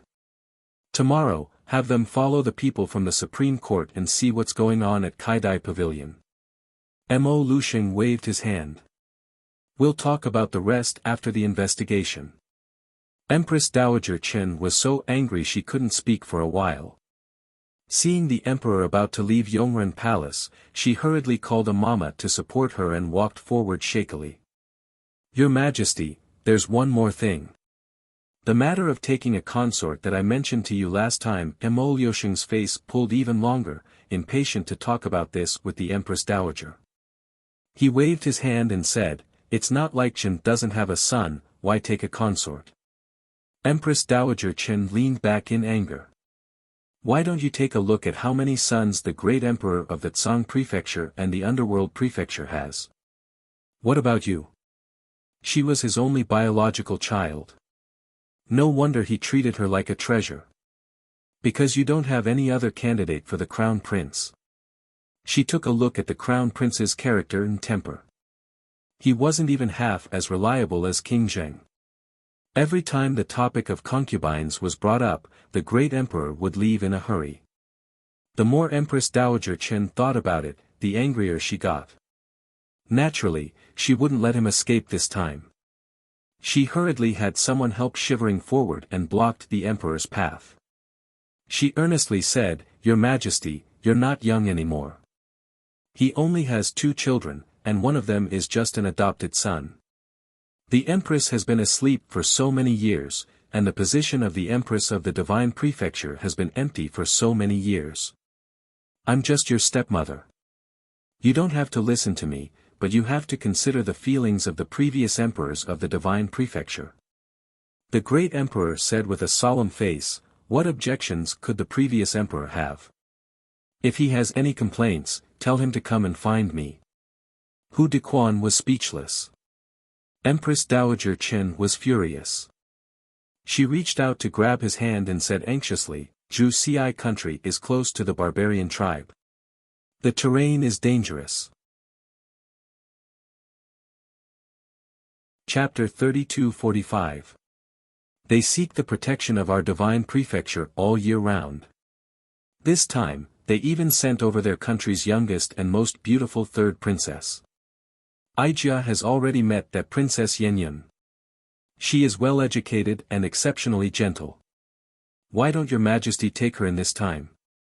On one hand, it can let the little king of Zhu Xi kingdom rest assured. On the other hand, it can also help our divine prefecture's imperial family spread its bloodline. Aijia thinks that your Majesty should like. Mo Liusheng's face was as black as the bottom of a pot. He raised his hand and waved it forcefully, stopping the Empress Dowager from continuing. No need. That Princess Yenyun, he had never even seen her before. This Empress Dowager was baffling, acting on her own initiative and actually saying that he would like her. Where did her confidence come from, to think that he could take in that small country's princess? Mo Liusheng's face was full of anger as he flicked his sleeves and left. They were all troublesome people. The thought of his Wuxia still lying in that cold place, silent and motionless, made his heart tremble. Yet, there were still so many troublesome people who wanted to stick to his side. Every time he thought of this, he couldn't suppress the rage in his heart. He only wanted to tear all those bitches who intentionally or unintentionally wanted to get close to him to shreds. Whoever came would be unlucky. Lord Jojo waved his hand, drawing open the demonic eye's vision vortex that was circled with spiritual energy. In the vortex of spiritual energy, the last thing that appeared was the great emperor's figure striding out of Yongren Palace. Lord Jojo said with displeasure, "That old lady is really troublesome. She can't torment us, so she went to torment your father. She wants to find you a stepmother." Lord Jojo was full of displeasure when he thought of this. Jojo's Lien's mother was still lying unconscious, and these people were always thinking of finding someone to replace her. How could this be? On the other hand, Mo Lien chuckled soundlessly and said while holding her hand, "My dad isn't that stupid. This proper father wasn't that lustful old great king of Mo kingdom, who would be charmed by trash like Young-hee.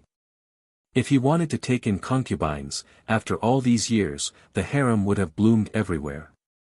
His younger brothers and sisters were already running around. Even after so many years, his father was still unmoved. It was obvious that he only had his mother in his heart. As long as his heart is firm enough, I have a way to make this old lady stop." Mo Lien lightly said. "Find something for the old lady to do," Mr. Jojo said impatiently. "So that she won't keep staring at other people's family matters. Don't the Chen family have a lot of problems? Give her more." Mo Lien chuckled. He hugged his wife and nodded. "Okay, I'll listen to my wife." Lord Jojo nodded in satisfaction. He reached out and pushed his husband's body. Go take a bath. You stink. Where does he stink? Mo Lien pursed her lips and resentfully went to take a bath. Early the next morning, the young couple followed the great emperor's orders and left the palace. As a result, Mu Qingya, who came to invite the little crown princess home at noon, came back empty-handed again. Even Nanny Chio's expression turned ugly. Greetings to your highnesses the crown prince and the crown princess. Shopkeeper who hurriedly bowed, then cupped his hands at the young man beside him. Zhang Shaoqing. The vice-chancellor of the Supreme Court, Zhang Heng, sized up the shopkeeper and nodded. Did anyone from the palace come to buy holy rice yesterday? Tell me about the situation. Shopkeeper who glanced at the little crown princess. Seeing the latter nod at him, he relaxed. Chapter 32-46. Shopkeeper who organized his thoughts and said methodically, yesterday, there was indeed someone from the palace who came to purchase holy rice. But everyone knows that a few days ago, this last bowl of holy rice was sold for 180,000 taels. Zhang Shaoqing immediately turned around to glance at the young crown princess. He heard that this Kaidai restaurant was the young crown princess's business. In that case, the young crown princess really was a super millionaire who earned 10 million taels a day. The little stoic was suspicious and also glanced at this deputy minister of the Supreme Judiciary.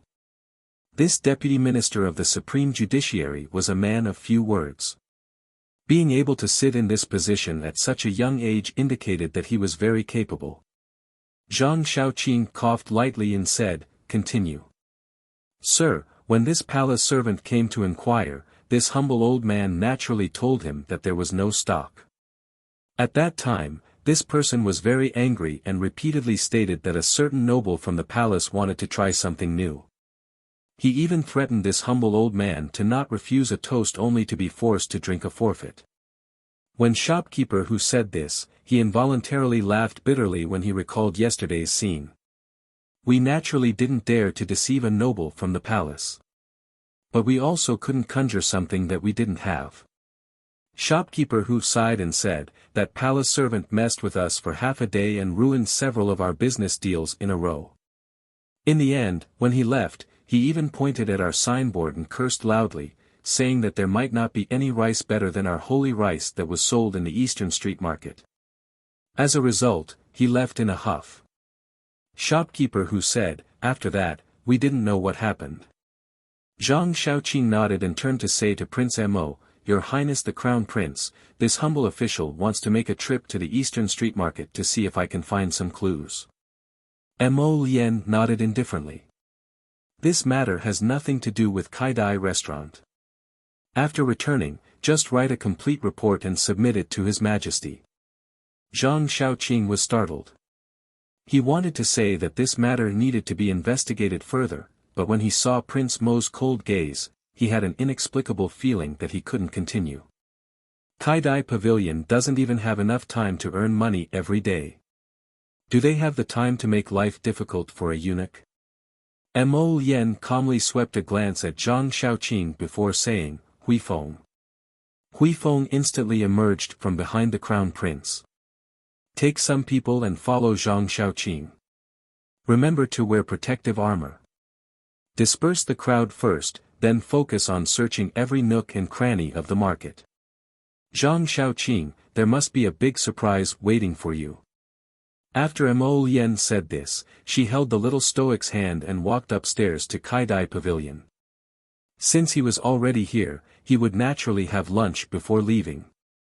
As for Zhang Shaoqing and the others, since they have work to do, I won't keep them any longer.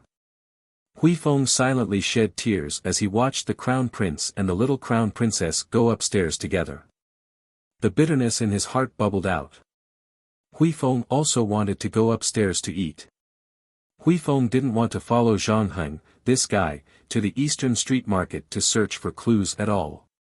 While the two of them sat down in the private room and waited for their food, Sir Jojo involuntarily pursed his lips and said, "It's such a big contribution. It's better to let stubborn Chow lead people there." Mo Lien couldn't help but break into laughter. Their positions are different. How can the capital governor meddle in the Supreme Court's affairs? His Jojo was truly adorable.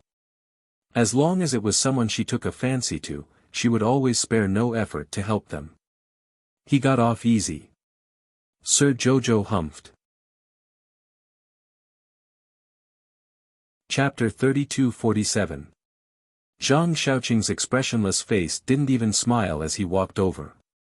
It was as if Sir Jojo owed him 180,000 taels. Prince Mo curled his lips in amusement and reached out to hold one of her little paws.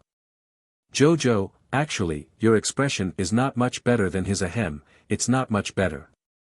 Wasn't it just facial paralysis meeting facial paralysis? Did they not like each other?" Sir Jojo rolled his eyes at him. "You're the only one who did something superfluous and made Hui Feng run over to help him. We should have let stubborn Chow take action. He could have caught the source of the disaster in one go and become famous both inside and outside Dragon Flame City." Prince Mo didn't know whether to laugh or cry. How much did this child Jojo admire stubborn Chow from the capital office? Okay. Next time, I'll definitely let stubborn Chow do it." Prince Mo raised his hand to rub the little fellow's head.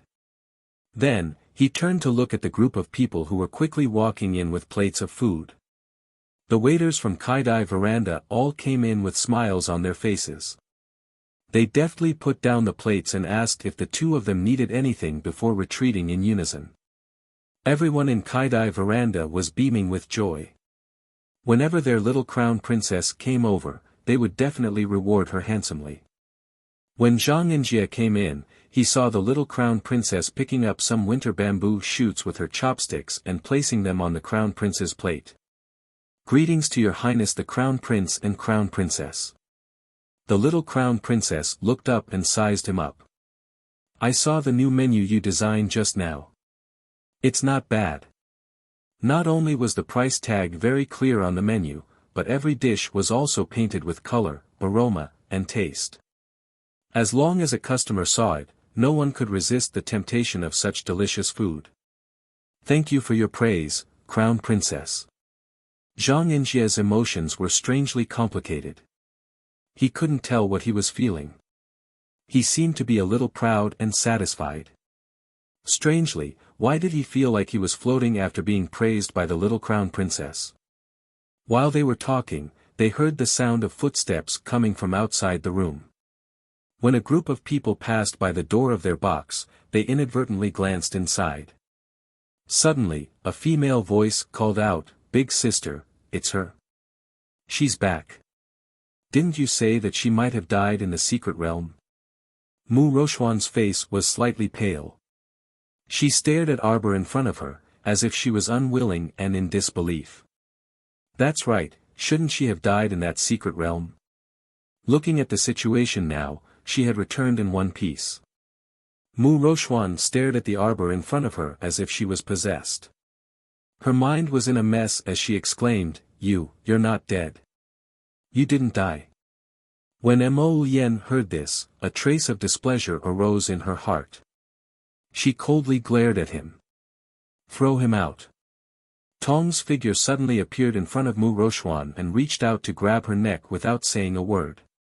No sooner said than done, a trace of anger flashed across Mu Rochuan's pale face. Her entire body tensed up in an instant as she raised her fist and punched at Tong's palm. Bang! After a muffled sound, Tong's expression changed slightly and he retreated a few steps. Prince Mo suddenly got up and floated behind him. He pressed one hand against Tong's back and stopped him from continuing to fly backward. With his other hand, he quickly formed a pitch-black lotus seal and threw it straight at Mu Rochuan's face. The latter was shocked and her pupils shrank. Chapter 3248. Bang! Mu Rochuan screamed as she fell. If it weren't for Prince Mo showing mercy, Mu Roxuan would have been sent flying. Of course, Mo Lien wasn't showing mercy to Mu Roxuan. It was mainly because she didn't want to destroy Kaidai Pavilion's entrance for no reason. As a result, it still caused quite a commotion. Everyone couldn't help but run over. Peak level, 15 Great Spiritualist.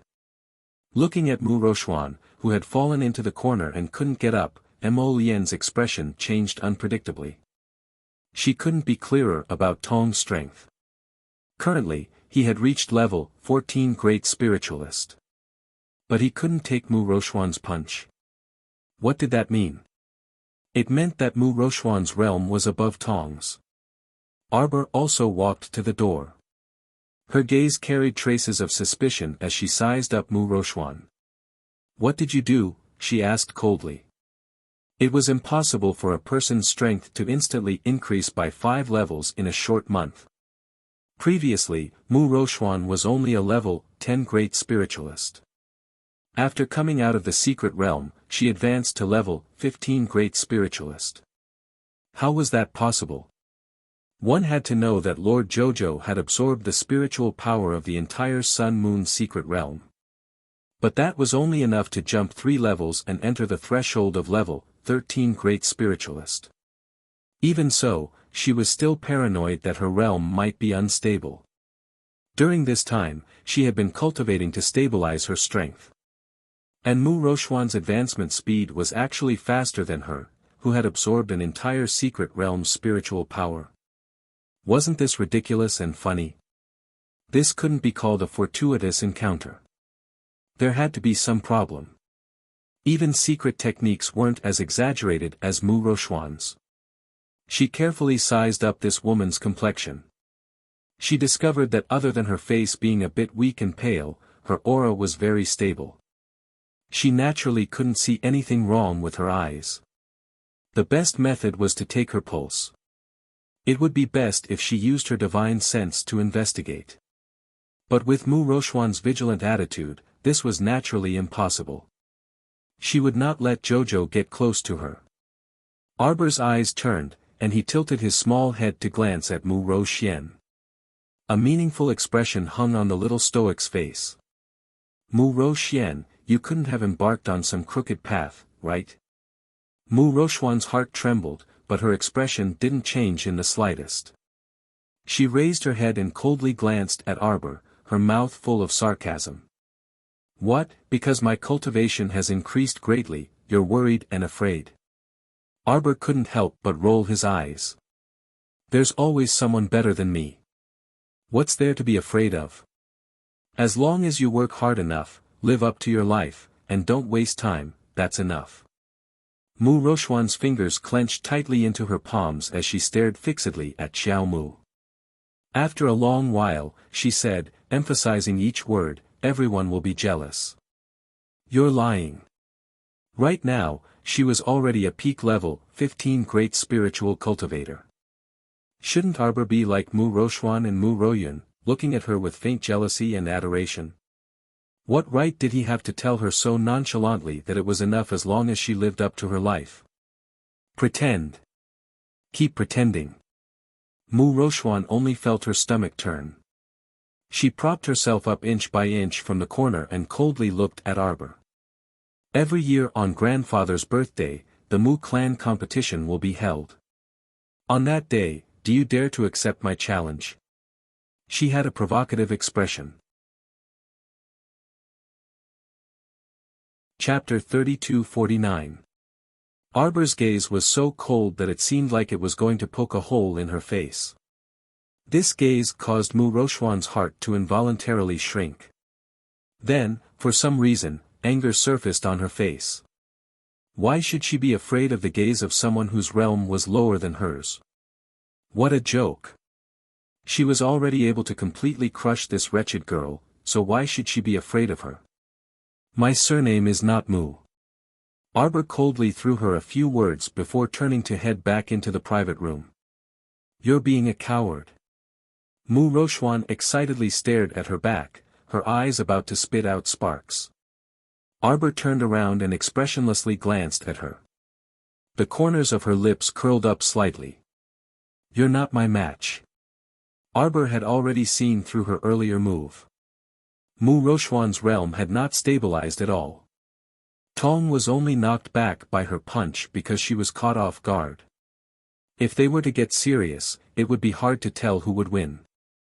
Mu Rochuan could not help but laugh out loud. Her gaze swept back and forth across her body as she coldly said, "You don't need to find such an excuse if you're afraid of losing.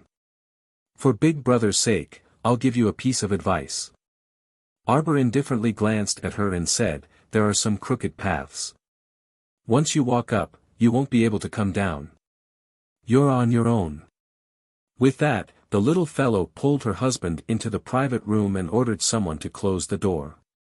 "Arbor, don't think that you can make me feel afraid just because you're spouting nonsense to me," Mu Rochuan sternly shouted from outside the door. "You just don't dare to fight with me. Why do you have to find all kinds of high-sounding excuses? Big sister, she only knows how to flaunt her powerful connections." Mu Ruyan went up to support her and softly said, "If we're talking about true ability, she really doesn't have it. Look, she didn't even dare to fight with you before. Didn't she let a guard by her side fight with you?" Mo Yen slightly frowned and was about to flare up in displeasure when Arbor reached out to press her down and casually picked up 2 slices of beef for her. "Eat, ignore them." There was no need to get angry with some idle people. It was not worth it at all, and it would even lower his status. She didn't want to bother Jojo's Lotus with the trivial matters of the Mu family. Mo Yen knew that she didn't want to make things difficult for him. He raised his hand to touch her little head and said, "I don't like them talking about you like that." His Qiao Qiao was not a coward, and she disdained to do such a thing. "Let's eat." Qiao Mu winked at him and said, "Why are you being so long-winded with them? Just get someone to chase them away." As for Mu Rochuan, she had chosen her own path. When the time came, she would have to walk it herself even if she cried. "What are you doing here?" A gentle voice came from outside the door. Xiao Mu creased her brows slightly before concentrating on eating without looking up. Knock, knock, knock. The polite knocking sound was heard again.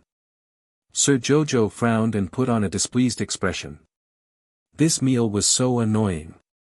One moment, Mu Rochuan brought a few of her sisters to make a scene, and the next moment, Mu Rochuan's mother came. Sir Jojo naturally recognized the voice outside the door. It was Mu Qingya outside. Yesterday, Mu Qingya had asked to see her outside the palace, but she had dismissed her with one sentence. At that time, Jojo knew that this woman would try to find a way to see her again today. Unexpectedly, she had followed her all the way to Kaidai restaurant. He's really persistent, Jojo thought. Chapter 3250. Knock, knock, knock. Someone knocked on the door again. Mo Yen put down her chopsticks and gestured to Tong with her eyes. Tong immediately opened the door and stepped to the left. "What's the matter?" Mu Qingya stepped forward and curtsied. "Greetings, Crown Prince and Crown Princess." Mu Rochuan's expression immediately turned ugly. She felt that her mother was degrading herself by curtsying to the little Crown Princess every time she saw her. As the eldest madam of the Mu family's first branch and Arbor's stepmother, she didn't need to curtsy to a junior. Moreover, if Arbor really cared about her mother, he would have asked her to dispense with the formalities before her mother curtsied. But now, she had to watch her mother curtsy before glaring at her coldly. Arbor couldn't be bothered to look at Mu Rochuan's angry expression. No matter what she did, Mu Rochuan would always be dissatisfied with her. Since that was the case, why should she care? Mu Qingya looked up and smiled at Prince Mo and Arbor. "Sorry to disturb you too." Sir Jojo looked up at her and said indifferently, "Madam, you must have chased us all the way to Kaidai restaurant. What's the matter?" Mu Qingya smiled and said, "Old master and master are very happy to know that the Crown Princess is back. They want to invite the crown princess to come home and stay for a few days. Old Master's birthday is just around the corner. Old Madam is also looking forward to meeting the crown princess, Mu Qingya said with a smile. Mu Qingya said with a smile, I was thinking that since the two elders in the family are so kind, I made the decision to invite the crown princess back. I hope that the crown princess and His Highness won't take offense. So she wanted to invite them back to the Mu family to stay. Arbor glanced at Mu Qingya indifferently. Of course we should go back to Old Master's birthday. We're just going back to stay. Arbor directly rejected Mu Qingya. She didn't want to go back to the Mu garden and cause more trouble for herself. Wasn't it good to live a peaceful and happy life with Zhou Lian in the Eastern Palace? Why was she in such a hurry to return to the Mu family? Crown Princess. Mu Qingya hurriedly said, Old Madam has been talking about you for a long time. Seeing that Old Madam misses her grandson very much, the Crown Princess should go home. Arbor looked Mu Qingya up and down, curled his lips and said, Don't you think I'm disgusting? Mu Qingya was stunned. She quickly shook her head and said, Crown Princess, what are you talking about? You are our Mu family's young lady, how could I? Arbor waved his hand and took a deep look at Mu Qingya. To be honest, from the day she returned to the first madam of the Mu family's eldest branch, she had never seen through this person's true thoughts. Logically speaking, as the second wife, she would more or less feel some disgust towards her ex, and she wouldn't care much about her ex's children. However, she still couldn't see through Mu Qingya. She didn't seem to dislike her and even protected her in every way. Why was this? Mother, it's fine if she doesn't want to go back. Why do you have to invite her? Mu Roxuan said angrily. Roxuan, shut up. Mu Qingya glanced at her daughter and frowned slightly. You're becoming more and more unruly. You're becoming more and more disrespectful. How have I been teaching you? How dare you rush to the Crown Prince and Crown Princess's door and shout like this? Go back to the temple and carefully copy the family rules 100 times. Don't come out until you're done. Chapter 32:51. Mu Roxuan's eyes widened in shock as she looked at her mother in disbelief. Her heart was filled with grievance, bitterness, and depression. She really couldn't understand why her mother had been so strict with her since she was young. This Qiao Mu had only returned to the Mu family for a little more than a month, yet her mother was already completely devoted to her. On the other hand, she was like a child that had been picked up from the streets. This caused her to be dissatisfied, and a deep hatred to rise in her heart. Her own mother didn't dote on her, but instead doted on her ex's child. Why was this? Mu Roxuan was very indignant and didn't even want to take another look at Arbor.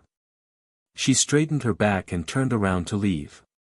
Mu Qingya angrily reprimanded her, Roxuan, what's wrong with you? What have I been teaching you? Why don't you even care about etiquette now? Shouldn't you tell His Highness the Crown Prince before you leave? Mu Roxuan turned around hatefully and stomped her feet with tears in her eyes. Mother, I hate you. After he finished speaking, he turned his head and fled like a defeated rooster. Eldest sister. Eldest sister, wait for me. Mu Ruyan looked back at Arbor and hurriedly chased after Mu Roxuan. Mu Qingya sighed as she looked at Mu Roxuan with disappointment in her eyes. She raised her hand to massage her throbbing temples. She turned and smiled apologetically at Arbor. Crown Princess, please forgive me. Your eldest sister has been spoiled by the family since she was young and didn't know her limits. Arbor had been watching coldly from the sidelines for a while. In the end, he couldn't help but praise Mu Qingya in his heart. This Mu Qingya was much more knowledgeable and intelligent than Mu Roxuan. If Mu Qingya hadn't apologized first, based on Mu Roxuan's attitude, Sir Jojo would have flared up and punished her for insubordination. Now that Mu Qingya had taken the initiative, if she continued to harp on that small matter, it would appear that she wasn't magnanimous enough. Arbor coldly curled his lips and nodded at Mu Qingya. It's indeed time to discipline the young ladies of the Mu family's first branch. If you continue to spoil them like this, they will end up hurting themselves in the end. Not everyone is as good-natured as this crown princess. She said indifferently, if you meet a powerful consort and she doesn't care about anything, she will whip you. What can you do to her? Mu Qingya nodded awkwardly. The crown princess is right. I'm not in the mood to eat anymore after being disturbed by you guys again and again. Arbor threw his chopsticks and stood up. Mo Lien also stood up. She casually pulled out a thin rabbit fur cloak and draped it over Arbor. Her fingers moved, loosely tying a knot for her. He didn't even look at Mu Qingya, who was standing at the door, and said flatly, Madam, please go back. Mu Qingya bowed slightly and then couldn't help but say, I hope that your highness and the crown princess will reconsider today's matter. For the sake of the two elders, please take the time to go home. With that, she didn't continue to pester them. She bowed to the two of them again and then turned to walk out holding Nanny Chio's hand. Arbor glanced at her departing figure. It seems that the first branch hasn't been doing well recently. He sneered. How could it be good? Chapter 3252. Ever since the first branch paid that compensation, the days of the Mu family's first branch, from the masters to the servants, had become difficult. In the past, the servants of the first branch would receive a generous reward every 3 to 5 days. In the entire Mu family, the treatment of the first branch's servants was the best. The patriarch and the first madam were very generous. Even the servants of the first branch, when they walked in the Mu residence, they also walked with their heads held high and their footsteps carried the wind. But ever since they collected that compensation and paid it all to the crown princess, the first branch's life began to decline. The first branch's days took a nosedive, and could never return to the past. Yesterday, it was said that the talented and intelligent young master of the second branch had returned home, and all the servants of the second branch were given meat to eat and wine to drink. The reward was also not small, and everyone received 2 to 10 spirit coins. The servants of the first branch were envious to death. Usually, it was only others who envied their first branch, unlike now. The servants of the second and third branches, although they didn't laugh in front of them, they were secretly laughing behind their backs. Mo Lien smiled and took her little wife's hand, pulling her outside. We've already paid out so many spirit coins and supplies, how can we have spare money to pay that rich man? Naturally, our days won't be too good. Humph, Mu Jingfeng definitely can't come up with a good gift for the old master's birthday this time. That's why this person has set his sights on us, wanting to invite us home to support the scene. Prince Mo slightly raised his eyebrows and said with a smile that wasn't a smile, what gift should we give the old master? We'll talk about it when the time comes. There were still 10 days before the old master's birthday, what was the hurry? Prince Mo smiled and nodded. And, then let's go back to the palace first. The little guy tugged at his sleeve. Have the people sent to inquire about Jing Minyao returned? Don't worry, I don't think they've returned to their clan's land yet. We'll go and ask in 2 days. Arbor nodded. Thinking of the Panga clan's treasure, she couldn't help but secretly plan to find time to sneak into the Panga clan's territory. So, how could she have so much time to go back and chat with the Mu family? Before evening, Prince Mo was invited to the Emperor's study to discuss important matters. Not long after, Arbor received news that the Vice Minister of the Supreme Court, Zhang Heng, had made a great contribution. They brought some people to the cellar of a rice shop in the Eastern Street Market and killed 2 mutated undead hags. This incident had spread throughout the entire Dragon Flame City. Everyone's expression changed at the mention of this monster. The Crown Prince began to get busy, having his subordinates explain the scourge of the corpse bug to the entire Jingdo. As soon as the Imperial Court's document was posted on the square, it caused a huge uproar. Fortunately, the Crown Prince had sent people to stand guard before the announcement to explain to the public that the risk of the zombie disaster was still manageable. Ignorance meant that when danger came, you didn't even know what was going on. Since they already knew that Tianyun was about to launch a large-scale operation, they naturally had to spread the news of the dangers so that everyone would be on high alert. Some families with sensitive information had already known about this matter. Now that the imperial court had made a public announcement, they weren't surprised. Some of the ordinary civilians, on the other hand, were in a constant state of panic. But when they thought that the current situation was still within the control of the imperial court, the uneasiness in their hearts calmed down a little. Chapter 3253. At least for now, there was basically no danger inside or outside Dragon Flame City. Third young Master Fu stood guard in front of the notice board with his men. When he saw the crowd clamoring, he said coldly, "This matter is still under control.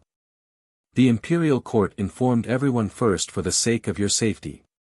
Some important information about zombies will be posted on this notice board in the future. While warning everyone to be vigilant, we will also continue to teach everyone some basic strategies to deal with zombies." Although some people were terrified, they agreed and understood the imperial court's actions. Many people said, "Everyone, don't panic. Since the imperial court has announced this matter, there will definitely be a series of corresponding preventive measures in the future. At least our city is still safe for now. We have to be more careful when we leave the city in the future." Safe? Didn't we catch 2 mutated zombies in the basement of the rice shop? Haven't we already caught them? Third Fu raised his hand to suppress the crowd's argument and said indifferently, "The imperial court has recently recruited a large number of able-bodied men to prepare to build large defensive fortifications in the outer city. Starting from our Dragon Flame City, we will gradually expand and build outwards.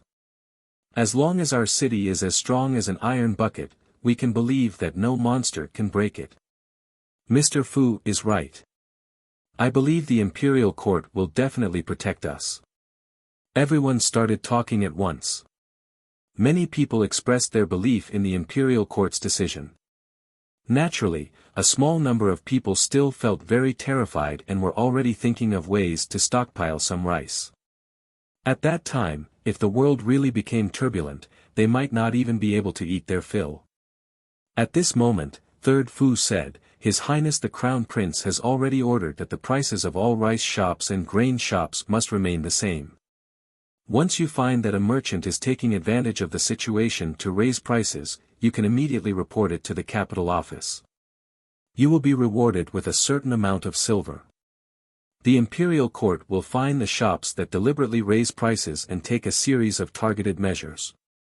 When everyone heard this, the panic in their hearts finally subsided. Did this mean that His Highness the Crown Prince had already taken precautions and considered many aspects of many things? "Everyone, don't feel afraid, and there's no need to rush to buy things like food and hoard them. Our treasury is abundant and resources are abundant. As long as you are willing to work, you won't starve. Tomorrow at 7 a.m., the Eastern Palace will open the granary to distribute food. Those over 60, as well as the elderly and children under the age of 10, will be able to receive a portion of the relief allowance. The whole city can participate." Everyone cheered. Their hearts, which had just sunk, were slightly encouraged again. When Fu San saw this, he took the opportunity to say, "His Highness means that everyone should be as vigilant as possible. If you find any strange people or strange things around you, you can report them to the capital office. Those who make a report will be rewarded handsomely." "Yes. We'll be careful in the future." "Yes, yes. Everyone, be careful." The imperial study room was brightly lit. "As your Highness can see, the people in the city are not in chaos." The one who spoke was the Right Minister, Gao Baran, who was looking at Prince Mo with appreciation. Before this matter was discussed and publicized, many old officials were against it. He felt that once this matter was made known to the public, it would definitely cause chaos in the world and even cause unrest. But it turned out that His Highness was right. Chapter 3254. Seeing that Tian Yun was about to make a move, it was a disregard for human life to suppress all the fatal news and not announce it. Only when the people were on their guard could they ensure safety to the greatest extent. The entire Dragon Flame City would be filled with spies from the imperial court. Once they discovered something unknown, the capital office would receive the news immediately. This was the most appropriate method. Minister Zhang, you did well this time. The emperor sat behind the desk and nodded at Heng with a serious expression. Heng's heart was in turmoil. Hearing the emperor's words, he hurriedly cupped his hands and bowed. Reporting to your majesty, this time, if His Highness the Crown Prince had not sent his personal guards and purple forest guards, this matter would not have been resolved so easily. Who would have known that such a terrifying stronghold was hidden in the East Street Market? These few days, the entire city must be under martial law and searched carefully. That eunuch should not be the only one who came into contact with this rice shop. We must not let the situation worsen. Mo Lien said. Chao Jieto nodded repeatedly at the side, carefully memorizing everything. When he returned, he would set up defenses and put the entire city on alert. At this moment, Zhang Shaoqing was full of admiration for His Highness the Crown Prince. He was now certain that when KKD Pavilion's shopkeeper who mentioned the East Street Market, the Crown Prince and the Crown Princess might have already come to a conclusion. That was why His Highness had specially sent a team of experts to follow him to search the East Street Market. He still remembered that His Highness had told him that there was a big surprise in front of him. Wasn't this a surprise and a fright at the same time? Zhang Shaoqing exhaled and said to the Emperor, Your Majesty, this time in the East Street Market, not only were 2 corpse puppets found in the cellar of the rice shop. There were also several special ability users. Oh. Mo Lusheng raised his handsome eyebrows slightly and asked in a low voice, they were all captured. Heng nodded, that young and steady face of his revealed a rare trace of faint joy. Thanks to the help of His Highness' personal guards, all 4 special ability users were captured.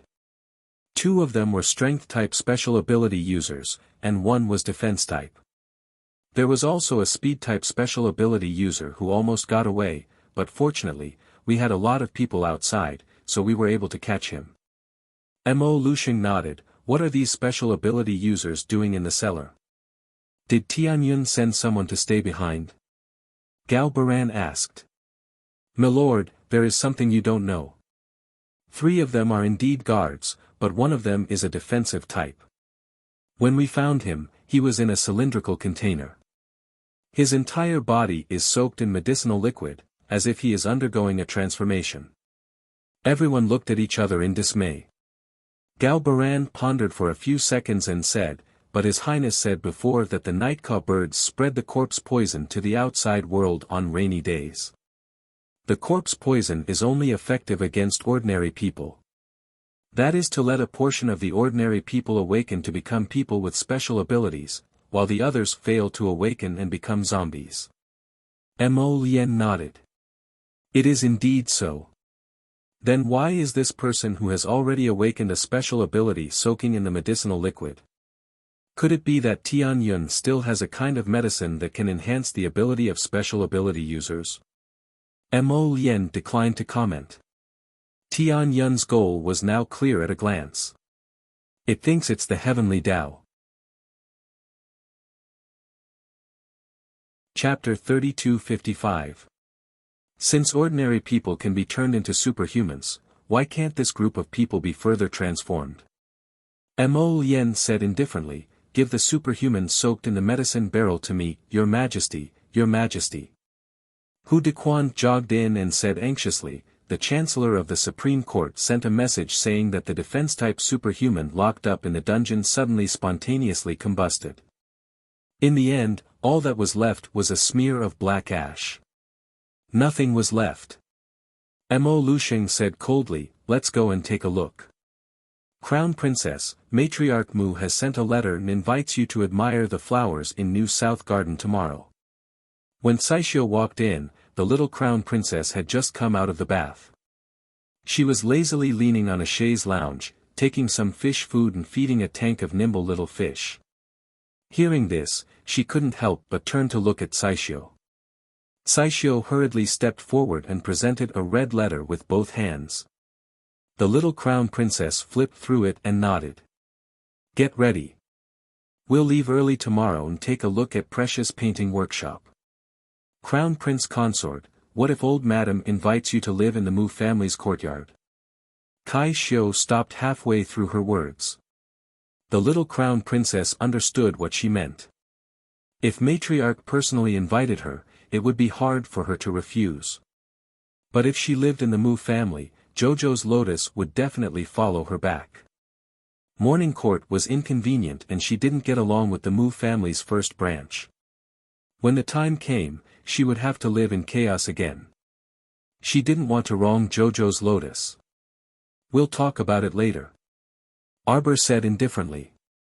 When the time comes, reject Matriarch's invitation if you can. If you can't, delay it for a few days. The Crown Prince was busy until midnight before returning to the Eastern Palace. When the palace servants saw the Crown Prince's carriage arrive, they hurriedly moved. The hall was instantly brightly lit. Sir Jojo had already slept for 2 nights while waiting for this fellow to come back. When he opened his eyes to find that he was back, he looked at the time and saw that it was almost midnight. He immediately rolled on the bed unhappily and got up. Your father really doesn't know how to dote on people. What time is it? Mo Lien went to see her as soon as he came back. When he found that she was awake, he smiled and hugged her. I'm so hungry. Mr. Jojo was dissatisfied with the emperor. You're not even giving me supper. Crown Princess, did you call for me? Someone suddenly poked his head in through the window. The little Crown Princess was speechless. The Crown Prince, who didn't know how to name things, was speechless. Cough, I didn't call you. The little Crown Princess said expressionlessly, oh, forget it. Tell the kitchen to stop working and go to sleep. Okay. Xiao Yi shrank his neck and disappeared. Xiao Yi, Situ Yi, Liang Qingqing, and the others had followed Arbor to Dragon Flame City and did not return to the sect. However, the few of them were quite worried. They suspected that the people of their sect would send people to pursue them and question them. It was said that Fire Smelting City and Ice Sealed City had been at odds with each other for hundreds of years. The disciples of the sect would fight for the slightest thing and there would be 300 battles. Every year, Fire Smelting City and Ice Sealed City would have a competition. Now that senior brother Situ and the others had collectively run away, the sect would probably not let them off. However, they had finally gathered together, so how could they bear to part just like that? Besides, the journey to the mystic realm was full of danger. They didn't even have time to talk to Sir Jojo. Of course, they had to come back with her and play with her for a while. Arbor took out the all-purpose food box from his inner world. Chapter 3256. It was already the middle of the night. Arbor brought 2 light side dishes and a bowl of noodles for Mo Lien to eat.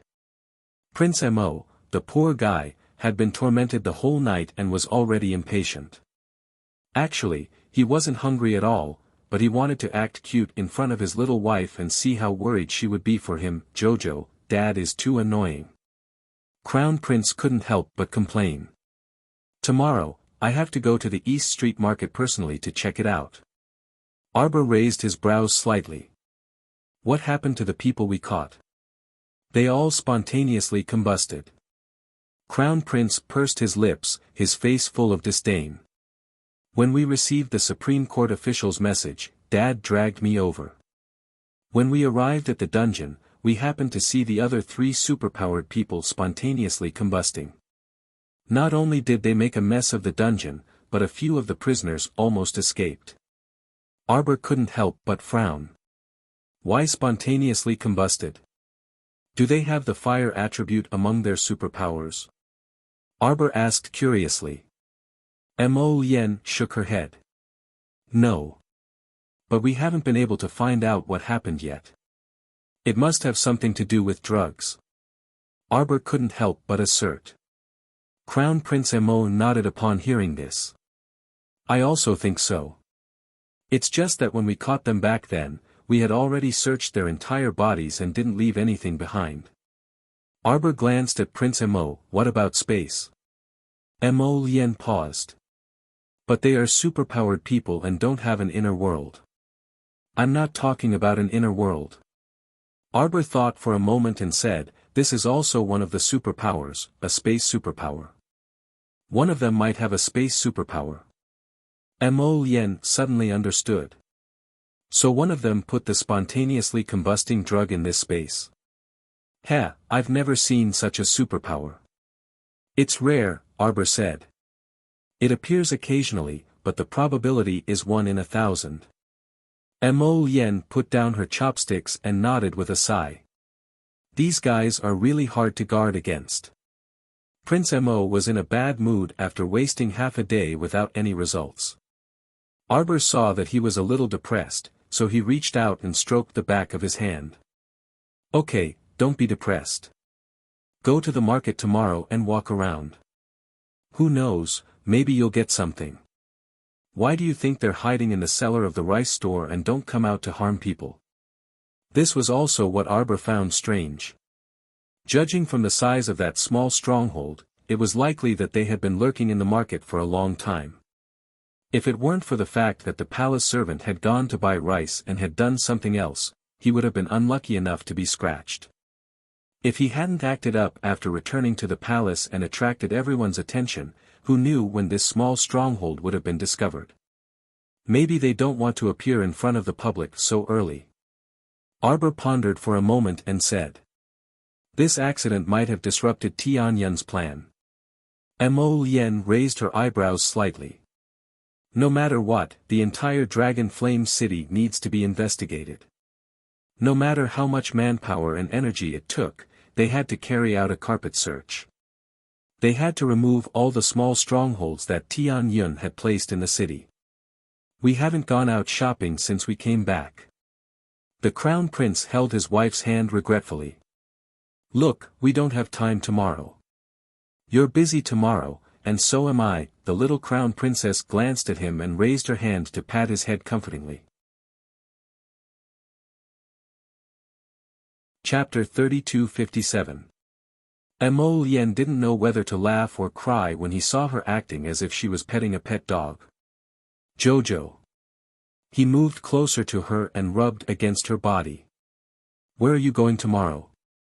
Old Madam has invited me to the new South Garden. Arbor felt a headache coming on when she thought of this. She raised her hand and pressed her small forehead.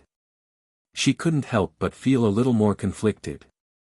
She had to respect Old Madam's invitation. Otherwise, she would seem too unreasonable. Moreover, judging from the current situation, Old Master Mu treated her quite well.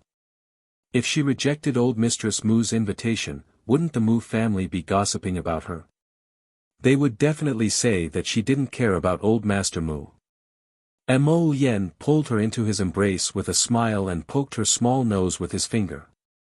Remember to wear your crimson battle uniform. Don't be afraid.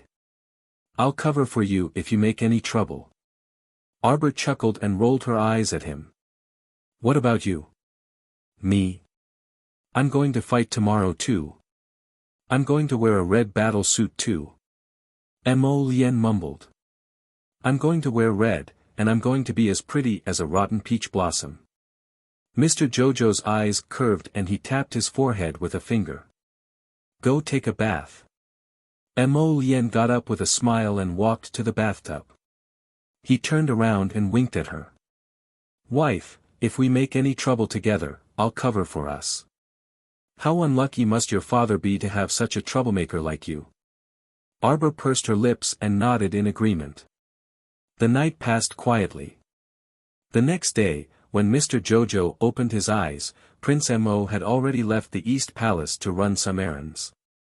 The little girl rolled around on the bed and sat up. She looked expressionlessly at Kai Xiu, who came in with a basin of water and happened to see her rolling around on the bed. There was a hint of a smile on the girl's calm face. Don't think that Sir Jojo couldn't tell. Change clothes. The young crown prince consort hopped off the bed. Kai Xiu quickly helped her put on her shoes. Crown princess, the floor is cold. It's very hot. The little crown princess didn't mind at all.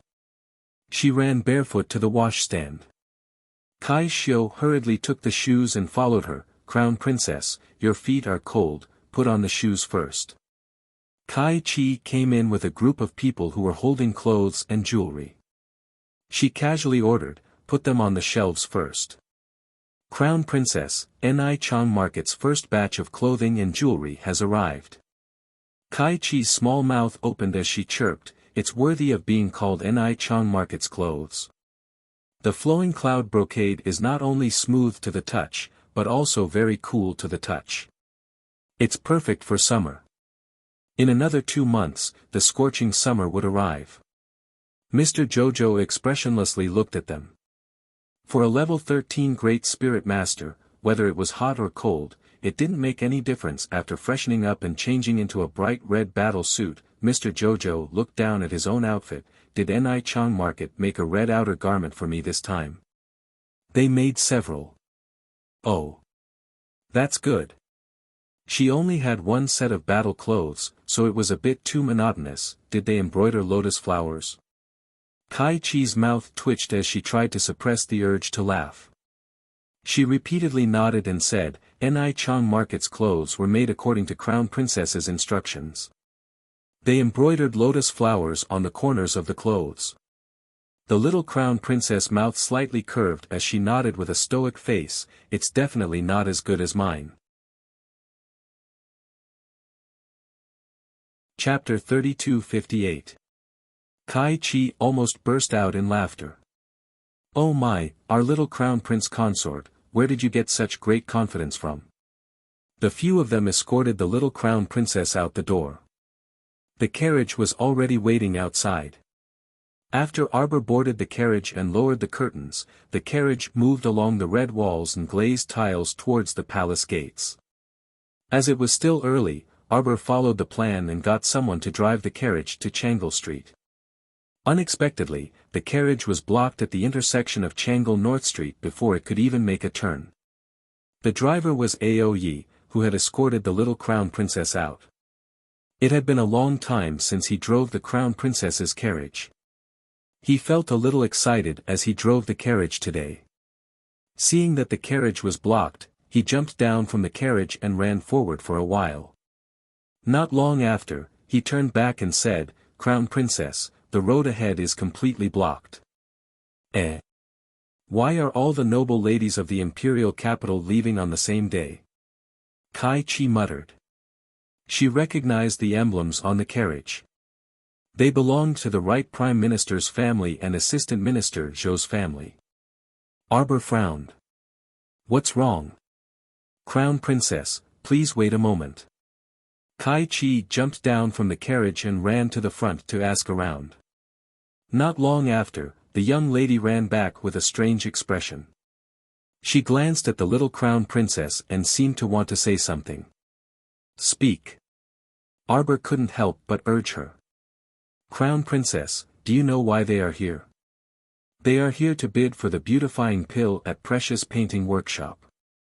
Kai Chi looked at the little Crown Princess strangely. It is said that the madam of a wealthy family in the city sent servants to sleep at the entrance of Precious Painting Workshop every day to wait for the Crown Princess to come and stop you. Stay Up Late raised his head and looked at the emblem on the carriage. It was the emblem of the Eastern Palace of the imperial family. It was very eye-catching, and with so many people coming and going, even a blind person would notice it. Sure enough, in less than 3 minutes, quite a few people crowded over and shouted, "Has the Crown Prince Consort graced us with her presence? Crown Princess, I'm from Prime Minister Gao's residence. Madame Gao requests an audience with the Crown Princess." Crown Princess, this lowly one is from Imperial Censor Wang's residence. My wife has come to pay her respects to the Crown Princess. Suddenly, the originally congested road became even more crowded. At this moment, the carriage couldn't even turn around and leave, let alone move forward.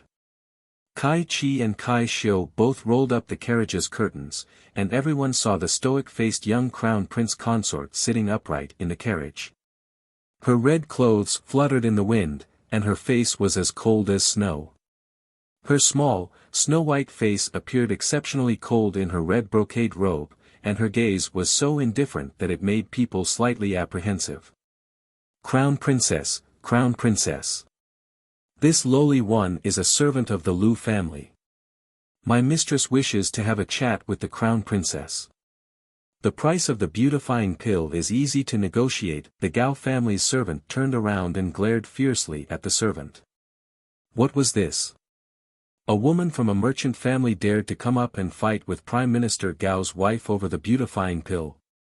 The little Crown Princess looked at these people expressionlessly. Until the shopkeeper of Precious Painting Workshop shouted excitedly, "Make way, please make way, everyone. Make way, ah. Don't block the road, please make way." The shopkeeper was quite agile, and he squeezed through the crowd with great difficulty and arrived in front of Arbor's carriage. When he saw the little Crown Princess, he couldn't help but cry tears of joy. "Crown Princess, you've finally returned." Chapter 3259. The shopkeeper had been having a hard time recently.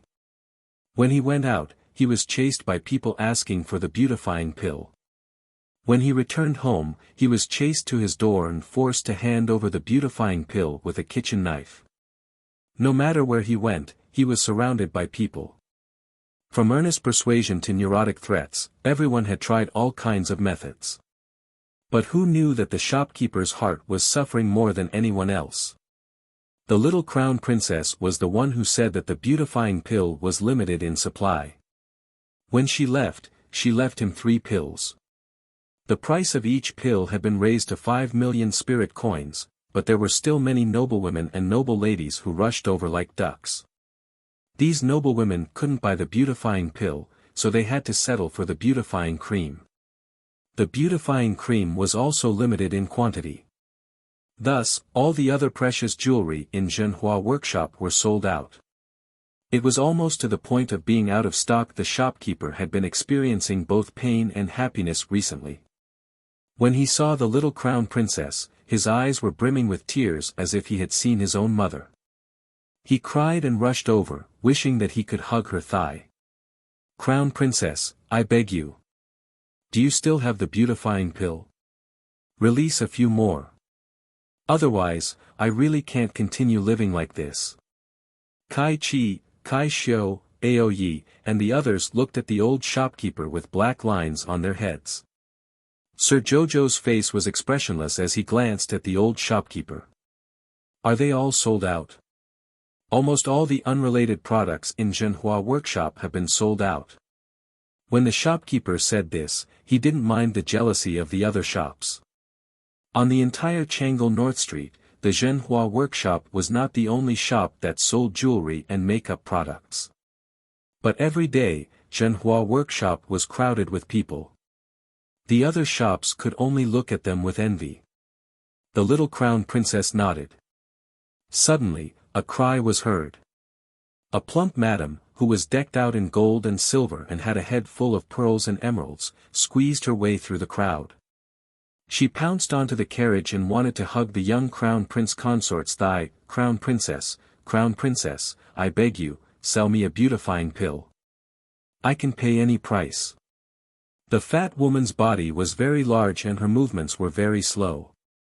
Naturally, the little Crown Princess could not be caught by her legs.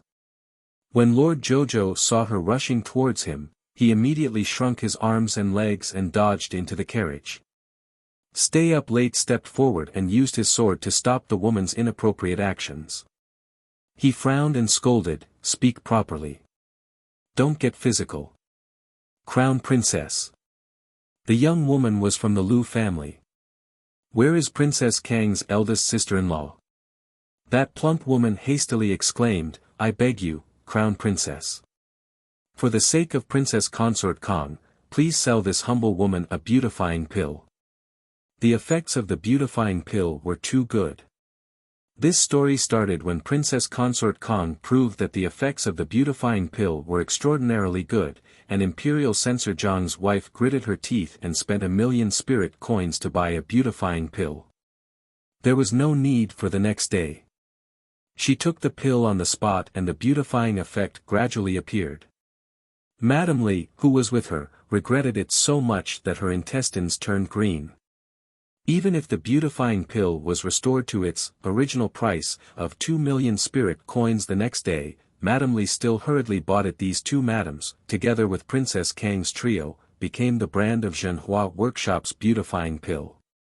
Who else could match the effects of Zhenhua Workshop's beautifying pill? Not only did it beautify one's face, but it also reduced one's weight. One would look 10 years younger after taking it, and one could see their skin becoming younger every day. Thus, the shopkeeper sold the remaining 2 beautifying pills at the sky-high price of 4,000,000 and 5,000,000 spirit coins respectively. Even then, the supply could not meet the demand. Every day, people would block the door and force them to buy. Chapter 3260. Madame He of the Lu family, who was dressed in gold and silver, used her fat body to try to push away Ao Yi, who was blocking her way. She mumbled, Hey, young man, please make way. Don't block the way. Make way, make way, make way. Make way my ass. Ao Yi narrowed his eyes and stood straight in front of the madam. He said impatiently, Who dares to make a ruckus in front of the crown princess? How rude. Xiao Qiao expressionlessly looked at the surging tide of people outside the carriage. Her pair of clear and cold eyes, from time to time, wandered around the faces of several people. Weren't they a little too excited? It was as if they had been injected with chicken blood. What happened to your dignity and manners as upper-class ladies? Me? I'm Princess Kang's sister-in-law. That nay, he repeatedly used her fat to push against the sword in front of her and shouted, Crown Prince Consort, we're relatives. No matter what, you have to sell it to me first, ha, Crown Prince Consort. Noisy. The young Crown Princess looked impatiently at the fat madam. She then got out of the carriage. Ao Yi, Kai Xiu, and Kai Chi quickly blocked the crowd coming from the left and right. They shouted, Don't push. Everyone, back off. The young crown princess looked expressionlessly at the crowd that kept coming up and being pushed away by Ao Yi, Kai Xiu, and Kai Chi. She said coldly, If you continue to push, you will all be blacklisted. A upper-class lady quickly called out to her servant, Wang Kai, stop pushing. Come back, come back. They had heard of the blacklist before. It was said that the young crown princess was a willful and reckless person. All the businesses under her had a blacklist. It was said that there was even a portrait. As long as you were on the blacklist, you were not allowed to enter any of the shops under the crown princess name. Even if you had money, you would not be able to buy anything from the crown princess shop. She was just that willful. Xiao Mu walked towards the entrance of Precious Painting Workshop. As she walked past the crowd, everyone subconsciously retreated to the sides, leaving a wide path for her to pass through. For some reason, the young crown prince consort looked harmless despite her young age. However, these people couldn't help but shiver from the bottom of their hearts. He always felt that the little crown princess was not to be trifled with. If he made her unhappy, who knew what would happen? The shopkeeper welcomed the little crown princess in with a smile. He took out the account book and happily talked about the profits for the past month. His old face was smiling like a chrysanthemum. Crown Princess, you didn't see it. The rush to buy goods is almost like the rush to buy goods for the new year. Crown Princess, the reputation of our Precious Painting Workshop's beautifying pill has been completely established. As long as we replenish the stock, the beautifying pills will probably sell like crazy this month. The little crown princess shook her head. It's already the 3rd of this month. I'm not selling it. Starting from next month, 2 beautifying pills will be sold on the 1st of every month. The highest bidder wins. If there are any special circumstances, we'll talk about it then. The shopkeeper's old eyes lit up as if a series of little stars were about to float out. Oh, my dear crown princess. How could such a young girl have such a good business mind? In this way, their precious painting workshop would auction 2 beautifying pills on the 1st day of every month. Regardless of whether they did other business or not, these beautifying pills would be enough to earn a lot of money. In addition, we will sell 10 boxes of beautifying ointment every month. The starting price will not be lower than 500,000 spirit coins. Chapter 3261. The young crown princess pondered for a moment before saying, "Wait until I make a new beautifying product. We'll talk about it then." In the future, she might even be able to pair it with the longevity pill and sell it together with the beautifying pill. At that time, the effects would definitely be very good. The shopkeeper nodded repeatedly and cheerfully recorded everything the young crown princess said in a small notebook so that he could check it from time to time in the future. The expressionless young crown princess gazed indifferently at this old shopkeeper, but she couldn't suppress the collapse in her heart. Was this fellow going to record every word she said in a book and worship it as if it was an imperial edict? There was a hustle and bustle outside the door. None of the upper-class ladies waiting outside left. They were probably waiting for the latest news from Precious Painting Workshop. The shopkeeper closed his small notebook and said with a beaming face, "Crown Princess, this subordinate will post a notice to inform them now." The little stoic indifferently hummed in agreement and glanced at the shopkeeper, who swiftly dashed out the door to attend to the matter. The people outside didn't have to wait too long. In less than 5 minutes, Precious Painting Workshop's latest notice was posted. When everyone saw the notice and found out that the young crown princess wasn't planning to sell the beautifying pill today, how could they be willing to leave the matter at that? That Madame Lu was the first to shout, herding a group of servants to break down the door and enter. "I want to see the crown princess, I want to see the crown princess," Madame Lu shouted harshly. After being blocked at the door, her face that resembled a white steamed bun instantly became somewhat disorderly and contorted. "I don't care, I must see the crown princess." What kind of joke was this? She had waited for almost half a month for that beautifying pill, but now they actually said they weren't going to sell it this month and had to wait until the 1st of next month. This was simply a bolt from the blue. How could it not make her stomp her feet and howl in indignation? Xiao Mu sipped her tea while sitting inside Precious Painting Workshop. Her expression was a bit nonchalant. The ruckus outside was really too much. A single beautifying pill could make this group of women chase after it to this extent. It could be seen that her business acumen was quite good. But then again, which girl didn't pay attention to her appearance? With Princess Consort Kong, Jiang, and the other living signboards, how could people not be envious and their hearts beat faster? They scrambled like a flock of ducks to buy her beautifying pills. The little crown princess calmly took a sip of tea. When she saw the shopkeeper running back with a smug look on his face, she said calmly, "I've been too busy recently. Everyone in the shop has been working hard. Double the monthly salary." The shopkeeper's eyes lit up when he heard this, and the shop assistants were even more jubilant. Everyone hurried forward to thank him for the reward. The little crown princess jumped off the stool and walked out. "Let's go to New South Garden." "Take care, Crown Prince Consort." The shopkeeper led a group of workers to escort her to the door, their faces wreathed in smiles. As soon as she saw Madame Lu, she saw her slightly misshapen round face squeezed through the open window. Madame Lu's expression was a bit sinister as she roared at her, "Crown Princess, Crown Princess." The little crown princess's eyes twitched for no reason. She maintained an expressionless face and continued to walk out the door. Other than this, Madame Lu, who was more anxious than the rest, although the other madams of the officials were also anxious that they wouldn't be able to buy the beautifying pill, at least they didn't go as far as Madame Lu, completely exposing their ugly selves in front of others. Chapter 3262.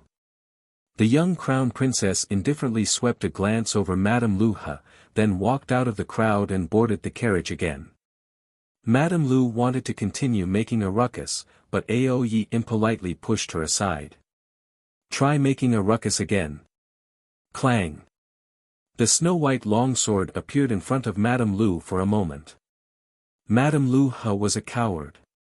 She immediately retreated several steps in fright and didn't dare to make another sound. When the young crown princess carriage left, the shopkeeper hurriedly tried to smooth things over. He smiled apologetically at the madams and young misses. It's not like our humble store doesn't sell beautifying pills. It's just that the beautifying pill's craftsmanship is rather complicated and wondrous. The crown princess worked hard to obtain one, so she can only make 2 a month at most. Naturally, we can't sell them every day. When everyone heard this, realization dawned on them. Most of them expressed understanding, but they didn't know that the shopkeeper, this sly old fox, was just casually making things up. Although the old shopkeeper didn't know if the young crown princess was making the beautifying pills as difficult as he said, he knew that he had some understanding. But from his understanding, the young crown prince consort seemed to have quite a number of these beautifying pills ready-made and sell them slowly. There was no rush. Prepare the carriage. Madame Lu shouted in exasperation. Go to Prince Kang's estate. Hurry. Madame Lu sternly yelled at a group of servants. The carriage driver was so frightened that his hand trembled, and he hurriedly lashed out with his whip. The crowd was already squeezed together, so when she recklessly barged through the crowd, many of the upper-class madams couldn't help but cry out in alarm. The 2 servants dodged left and right, almost getting hit by the carriage. Seeing the Lu family's carriage rush out of the crowd and leave, the 2 servants, who managed to avoid a calamity, couldn't help but break out in a cold sweat. Madame Lu directly ordered the carriage to arrive at Prince Kang's estate, wanting to barge in without a care. The gatekeeper naturally recognized this barbaric madam. When he saw her, his expression immediately became very unsightly. This madam did not care whether the other party was going to pass on the message or not. She directly got off the carriage and quickly rushed in. The bodyguard guarding the door stopped her, and she even raised her hand to slap him in the face. Then, she quickly walked inside, crying and shouting, Lan Yun, your sister-in-law won't be able to live this time. Lan Yun. Princess Kong was chatting happily with Imperial Censor Zhang's wife and Imperial Censor Li's wife in the side hall. When she heard this commotion, the veins on her forehead bulged. Sure enough, that uneducated Madame Lu didn't care if there were guests in other people's homes and rashly barged in. She rolled to Princess Consort Kang's side and wailed, Lan Yun, help your sister-in-law. Help me ask the little crown princess for a beautifying pill. Imperial Censor Zhang's wife and Imperial Censor Li's wife both became embarrassed and exchanged glances. They didn't know whether they should leave immediately or continue to treat Madame Lu as heir. Madame Lu wept and wiped her eyes as she cried out, you didn't see the little crown princess's stoic face. She's so cold even to her relatives at home. She doesn't give you any face at all, treating your sister-in-law like a radish as a vegetable. Princess Kang's expression instantly chilled, and she bluntly shouted, what kind of relative are you to the crown princess? This Madame Lu was usually extremely short-sighted at home and liked to take advantage of people everywhere. Now, she actually ran to the little crown princess to embarrass her. Chapter 3263. Shameless to the extreme. Seeing Princess Kong lose her temper, Lu was startled and couldn't help but shrink her neck. Naturally, she was somewhat afraid of her sister-in-law. Her sister-in-law had been able to hold the position of Princess Kong for decades. Needless to say, she was definitely the most accomplished person in the Liu family in several generations. For a merchant family like the Liu family to be able to raise such a young lady, wasn't there smoke coming from their ancestors?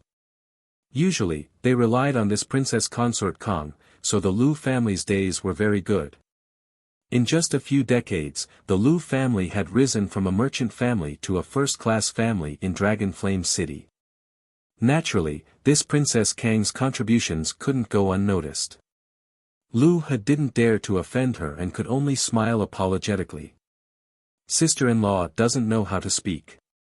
Lan Yun, don't be angry. Sister-in-law, for the past few days, I've been lining up in front of the precious painting workshop early in the morning just to buy a beautifying pill. I didn't expect to not only fail to buy the pill, but also get angry. Sister-in-law, I misspoke just now. Liu was thick-skinned. It didn't take long for her to get used to Princess Kang's cold face. She chuckled and tried to find something to say. Lan Yun, I don't ask for much. It's not like our Liu family can't afford it. Liu gestured at her bloated figure and said with a distressed expression, I just want to improve my figure. On the side, Censor Zhang's wife pursed her lips and didn't laugh out loud with good manners.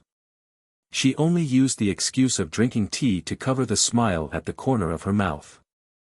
Liu Lanyun was speechless. She glanced at her sister-in-law and sighed. Why are you in such a hurry? You've been like this for decades, and my eldest brother has never despised you. Isn't your position as the mistress of the household very stable after so many years? My eldest brother is already a few decades old. As long as you're not muddle-headed and act like you're the mistress of the household, would he divorce you? Liu couldn't help but ridicule inwardly. Of course you'd say that. The old prince is in a high position and has been loyal to you for so many years. Even if you haven't given birth to a child in these decades, the old prince has never married a concubine to warm the house. One can imagine how comfortable your life is. Your big brother isn't that kind of person. There are so many beautiful wives and concubines in the Liu family. It's hard to guarantee that your eldest brother won't be confused for a moment and be bewitched by a vixen, causing her to lose her position in the Liu family. What's more, you've become so slim and young. Of course, the old prince will love you so much that he can't part with you. Of course, you're not in a hurry. Liu sure complained in her heart, but she didn't dare to show it on her face. She only sobbed and said, younger sister-in-law, take pity on sister-in-law. If his sister-in-law continued to gain weight, she would become extremely fat. Sob, sob, sob. Since you have a good relationship with the little crown princess, why don't you ask for a beautifying pill for me? Sister-in-law can even pay you double. Liu Lanyun was annoyed. With a cold face, she said, you go back first. I'll go and ask about the situation first. Sister-in-law can only beg you. Liu sure wiped her tears and looked at her pitifully. Liu Lanyun was both annoyed and amused. He was already a few decades old, but he was still as emotional as a child. When she thought about her sister-in-law's current situation, she couldn't help but sympathize with her. After all, she had known her sister-in-law for several decades. No matter how unbearable she was, she still had some true feelings. Liu Lanyun nodded and said indifferently, this consort understands. You go back first. Liu couldn't help but be overjoyed. Chapter 3264. She understood her sister-in-law's character the best. She looked like a hard-hearted person, but her heart was actually very soft. If she nodded, it meant that there was a chance. Liu sure happily went out and bumped into Liu Yiran, who had just returned from shopping. Liu sure hurriedly greeted her with a smile and called out, Ran, Liu Yiran merely glanced at her, then turned and left. The smile on Liu sure's face instantly froze.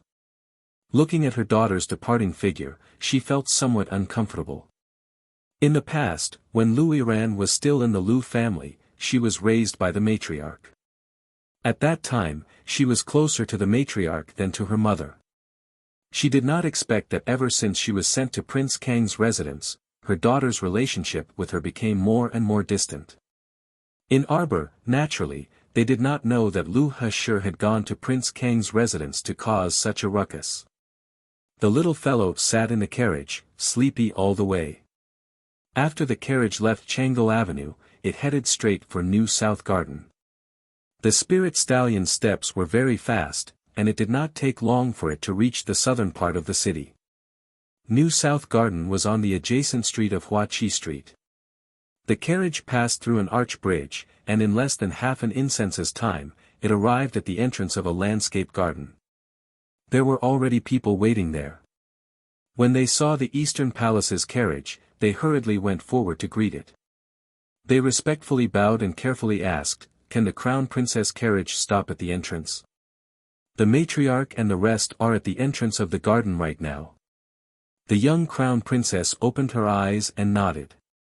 Kai Xiu lifted the curtain and said, "Stop here." The servants who came to greet them were just about to move the petals over when they saw the young Crown Princess had already jumped down from the carriage. She did not need anyone to help her. The servants raised their heads to look. They saw that there was not much expression on her snow-white face, and they could not help but feel a little apprehensive. Actually, for young ladies of noble families like them, no matter how high their cultivation level was, they would pretend to be delicate outside. When they got on or off the carriage, they basically had to show off and let the servants help them. The young Crown Princess was an honest person.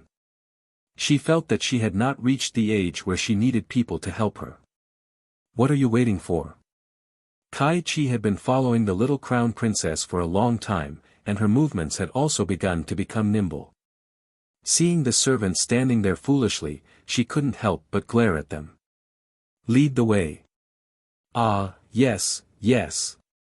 The several servants turned around and hurriedly said, "The old lady has come out."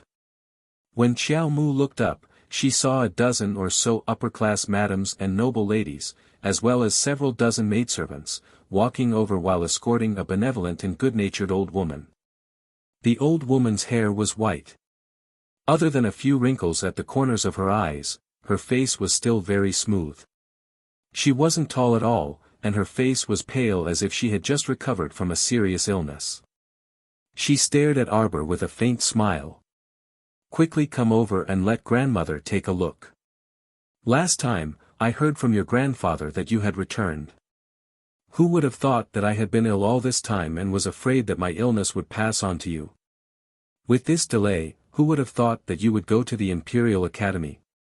I haven't seen you all this time." Mu Qingya supported the old lady and smiled gently. "Old madam, don't be sad. Look, isn't the Crown Princess here?" The old lady's face was filled with undisguised joy. She nodded repeatedly and walked toward Arbor shakily. Chapter 3265. For 865 The heart of a fist. Arbor dared not let a sick old lady tire herself out. She hurriedly walked over and bowed to the old lady according to etiquette. Old Madam happily grabbed her hand and quickly took off a ring from her finger, stuffing it into Qiao Mu's hand.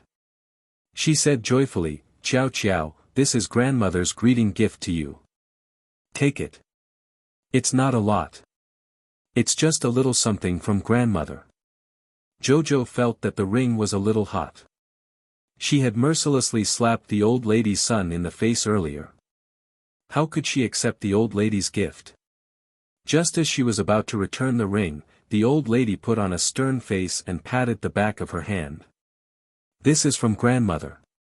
Just take it. It has nothing to do with your bastard father." Mu Qingya's expression instantly became a little awkward. "Old madam, please sit down first. Why are you calling me old madam?" The old lady patted the back of Arbor's hand unhappily and said, "I'm your biological grandmother. You have to call me grandma. Quick, call me grandma." She was not an old man like Mu Tsang who could not swallow his pride. She did not want her granddaughter to call her old madam. She wanted her granddaughter to call her grandma. Arbor felt a little helpless. After spending a long time with this little girl, he could actually grasp her weakness. If she was gentle and kind to her, she would not be able to harden her heart and keep a straight face. On the contrary, the more he tried to force her, the more stubborn she would be and would not give in at all. Therefore, Arbor really could not put on a cold face in front of this amiable old lady. He could only helplessly call her grandmother. The old lady was overjoyed and corrected him repeatedly. Good grandson. Remember to call me grandma next time. Mu Qingya smiled and said, Old Madam and Miss Jojo really hit it off. This is probably what we call kinship. One look and I feel that they hit it off very well. Old Madam Mu smiled and nodded. Then, she corrected, according to seniority, Jojo should be the second in line. She's the second daughter of the Mu family. Yes. Mu Qingya was stunned for a moment before she hurriedly said with a smile, it's time to rearrange the seniority. When Mu Ro Yen heard this, she was so angry that smoke was about to rise from the top of her head. Previously, when she saw old Madam casually take off a space ring for Arbor, she was so jealous that she was about to go crazy. Now that she heard the old Madam's tone, was Arbor going to squeeze out her identity as the second miss of the Mu family in the future? How could this be? She couldn't help but shriek, Grandmother is really biased. She doesn't usually give us sisters a space ring as a greeting gift. Even big sister has never been treated so well. Mu Ro Xian's face was already very pale. When she heard Mu Ro Yen mention her, her face turned even paler. Mu Qingya frowned and glanced at Mu Ro Yen unhappily. Ro Yen, how can you speak to grandmother like that? Don't be so sarcastic. If you have something to say it properly. Mother, in grandmother's heart, Long Chuyun is her only daughter-in-law. Arbor is her only direct granddaughter. We all have to stand aside. Mu Ro Yen was so angry that she couldn't help but spit out her thoughts sourly. Mu Qingya shouted, Ro Yen, you're too rude. What nonsense are you spouting?